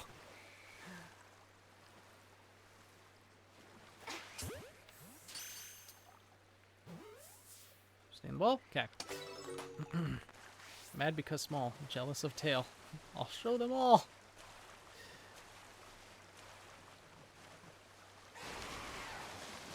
Oh, I really have like no Pokeballs left, huh?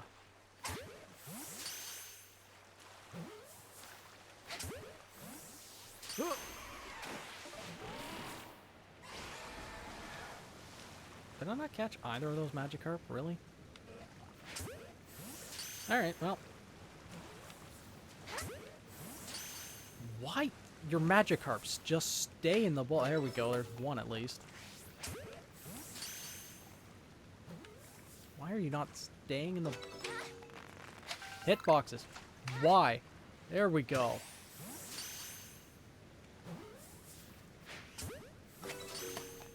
And I'm out of Pokeballs, I think. Yup. Okay, then. Well, that one stayed in the ball. Alright. Time to go back to town. Urska's fighting style mixes her mobility and flexibility of being a fox along with her weapon, so she's harder to hit while being able to hit back quickly. Well, when transformed into a fox, it'd be kind of difficult to fight with the weapon, correct? No opposable thumbs and all? So, what happens when they transform? When she transforms, like, does everything kind of get absorbed into the aura temporarily until she transforms back? Or how exactly does that work? Yeah, going fishing. Yeah. Just rest a little while.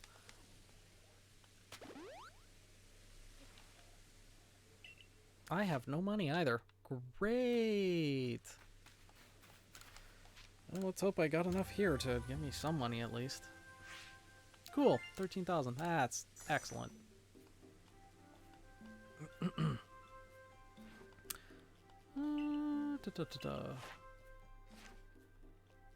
Oh, wow. That's a lot more than I expected. Cool. Or is it not actually a full fox transformation, but instead giving aura construct that acts like a fox? That would be much more close to canon, I would think. Kind of giving an aura shell of a fox. I think that is the way I would write a transformation semblance currently, given what we know about canon.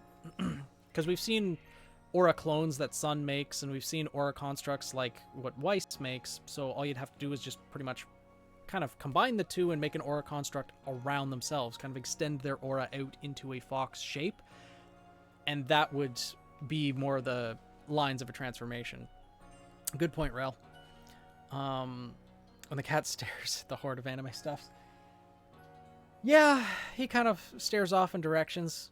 Maybe he's seeing some eldritch being that's living in the shadows, but I just think he's trying to figure out, or his last brain cell is struggling to figure out what to do next. Become invisible and create a tiny little fox illusion at your feet. Blake does it sometimes, and she makes a shadow clone. Yeah, kinda.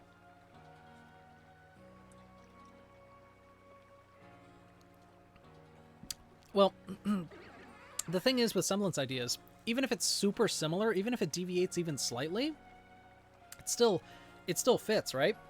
Because depending on how canon you consider the books, we already know that semblance duplication exists. For example, Glinda Goodwitch has a semblance of telekinesis. Carmen Esclados, from both After the Fall and Before the Dawn, also has telekinesis, though just a weaker version of it.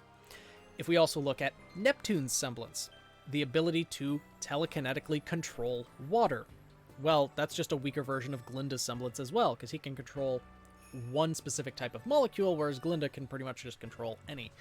So, having semblance duplication is absolutely fine. Between those adorable little eyes, there is but a single brain cell in his small brain that struggles to keep up day after day.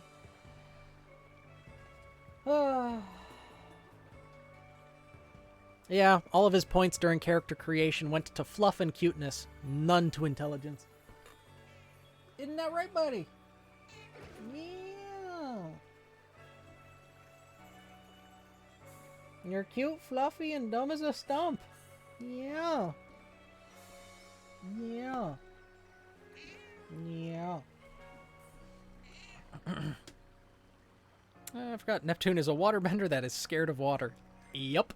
And if you've read the books, you know that it's his brother's fault by literally doing the I'm going to teach you to swim by just throwing you into the deep end trick that traumatized him.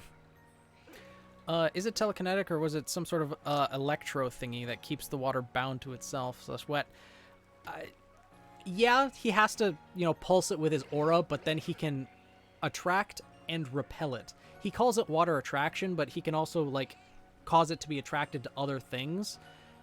He surrounded his brother's head in water, which I guess was actually the instance that traumatized him, but it was really from being thrown into the water that awakened his semblance, and it made the water stick to his brother's head to get it off of himself. But still, the fact that he can cause it to be attracted to other things is a way of telekinetically manipulating, even if it's with your aura, because Glinda's manipulating things with her aura as well. Glinda could probably do the same thing with her semblance, is what I'm saying. Glinda, given that she can pretty much raise up half a city block with her semblance, could easily do that with water, surround a person's head in it, and do the same thing that Neptune's semblance does. Yeah, Neptune's brother can boil water. Excellent semblance. But, how they decided to make cats. Plus 10, plus 100 to attention needing, cuteness, and fluff. Minus 99 to brain cells. That sounds about right, doesn't it, buddy? Yeah. That one brain cell rattling around in there. It's so lonely.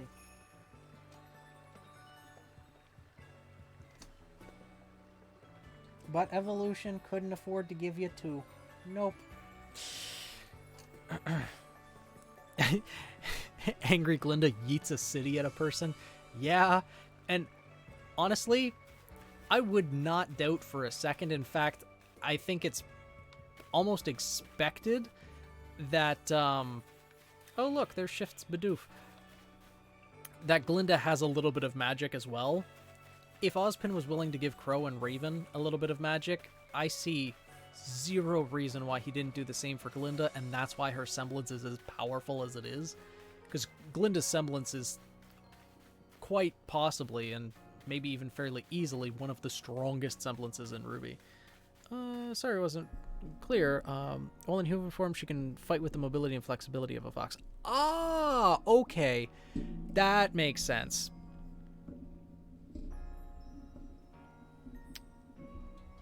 Okay, so her semblance kind of gives her the characteristics of a fox as well. Okay, interesting.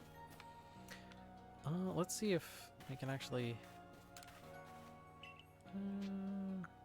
exchange items. I want new moves. Cat, no, not on stream. Let's see. Rest. Ooh, poison jab. Psycho Cut, X Scissor, Iron Tail, and Icy Wind. Useful. Yeah, pretty much split between attack, special attack.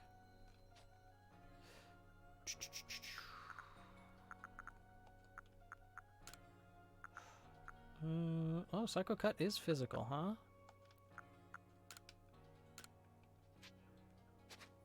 Yeah, accuracy 75, no thanks. X Scissor, though, I'll take that. Taiyang is just a normal dude, no magic. It certainly seems that way. Humans are quite stretchy themselves. Depending on what the context is, yes. Let's see.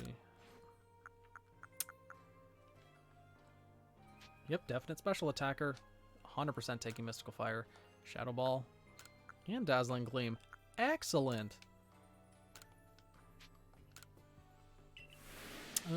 Would Ty have gun gauntlets or just straight up big fists Vander style?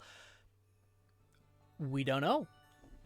I'd like to imagine that he wouldn't have the exact same weapon that Yang does, because Ruby differentiated her weapon a decent amount from Crow's, so I would think that Yang differentiated hers from Ty's as well.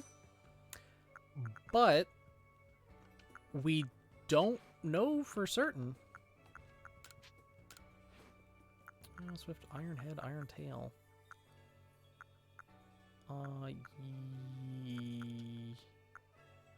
Definite physical attacker, cool.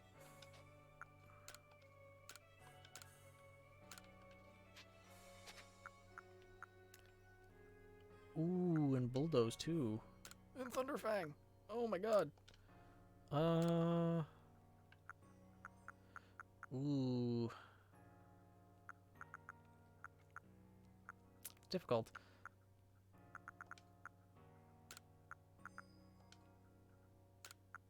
Let's go with all three of those. I think it takes... I like to think he takes Fist Fight Deathmatch, literally. Brownie points. Fist Fight Deathmatch. I don't know the reference! High Impact Sniper Rifle. Exactly. Do I have initialism classifications for Seraph's weapons? Crescent. Oh, a high impact sniper rifle. I haven't actually thought of that for Seraph's weapons. I mean, I could. I haven't had any designations like offhand made for them, but Sarah's would probably be like augmented wing attachments or some variation of to actually spell an acronym. Zelina's would obviously be something with dust whips, but nothing that I've created offhand yet for them. Merc and M versus Yang and Weiss. I'm the one. Interesting. Oh!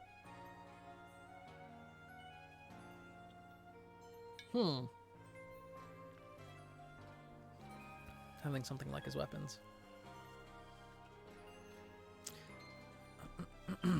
Fisticuffs.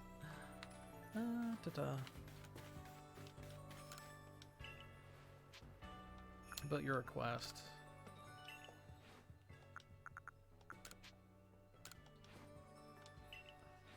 Should still have... Yeah, okay. Cool. Digimon fan, I must suggest wing blades for Sarah's weapons. Yeah, that sounds about right. That would work. So what other fictional universes besides Pokemon? Shift, you already asked that. There is another universe, but I'll reveal that eventually. In other words, there's plans to do something with that I'm not ready to reveal quite yet. No, Shift, I'm pretty sure it was Shift. I think Shift is trying to be a little bit shifty and try to see if asking it the second time can actually get the answer out of me. Oh, okay. Yeah. There is another universe that Team Seraph has been translated into, but I'm keeping that a secret for now. Though, technically it's been hinted at before, but I'm not going to say anything more than that. Pokemon I think would be perfect for new designs. Shellos. Do I have one of each? I think I do. Blue Shellos. Do I have the pink one? Not offhand. Great. I don't have money for clothing. Okay. Imagine having the creative competence to bring your characters into multiple universes. I mean, this is a jab at myself because I have yet to complete a single OC. It's okay, Shad. It takes time. Does Seraph have full teams of Pokemon or just their main partner Pokemon? Just their main partner Pokemon for now. And Chad, it takes time to create an OC, and if you really want to, then I'm sure there's many people who could help in the guild server, as well as just finding what inspires you. It takes time. It took me a while to fully settle on Team Seraph's design and everything with that, so no need to force yourself.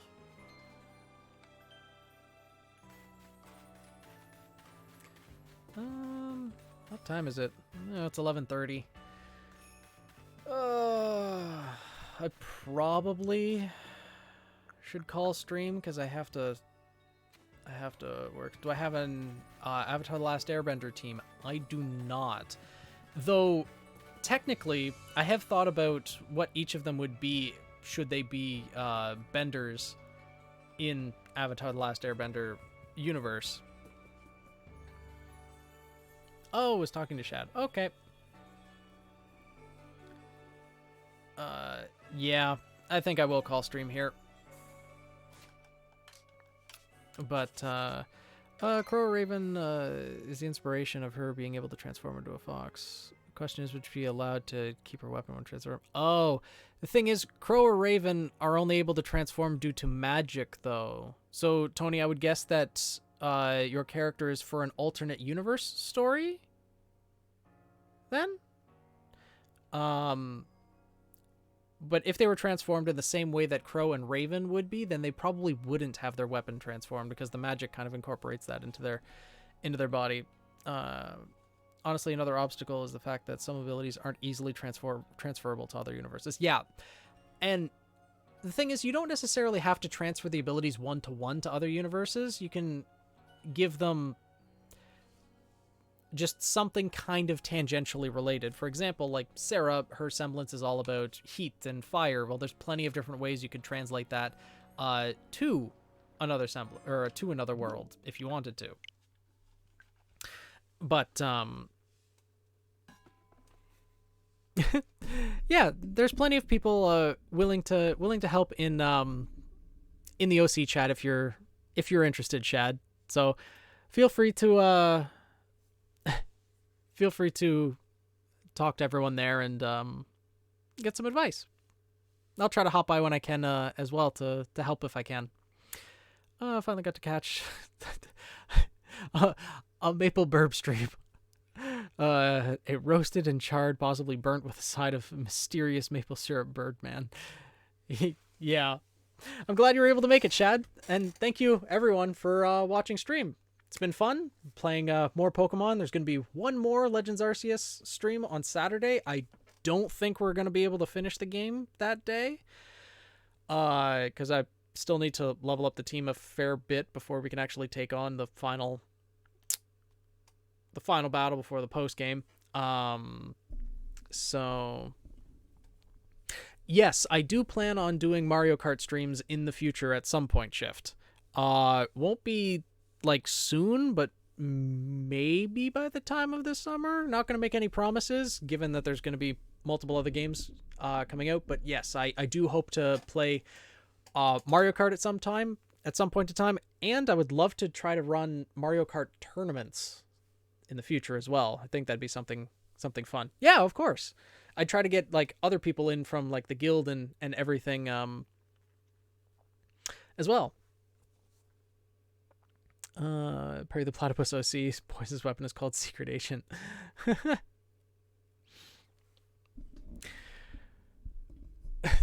But with that, guys, you know, I think we better call it a night so we can all get some sleep. All the cat emotes and the wiggles. Yeah, say goodnight, buddy. All right. Thank you, everyone, for joining stream, and I'll hopefully see you guys in the next one for Saturday. And remember that next week, starting Tuesday, I'm going to be streaming 6 days in a row because Arrowfell's coming out and then Scarlet Violet, so there's going to be a lot of streams next week, plenty of opportunity to join in. But yeah, good night, everyone, and thank you for watching.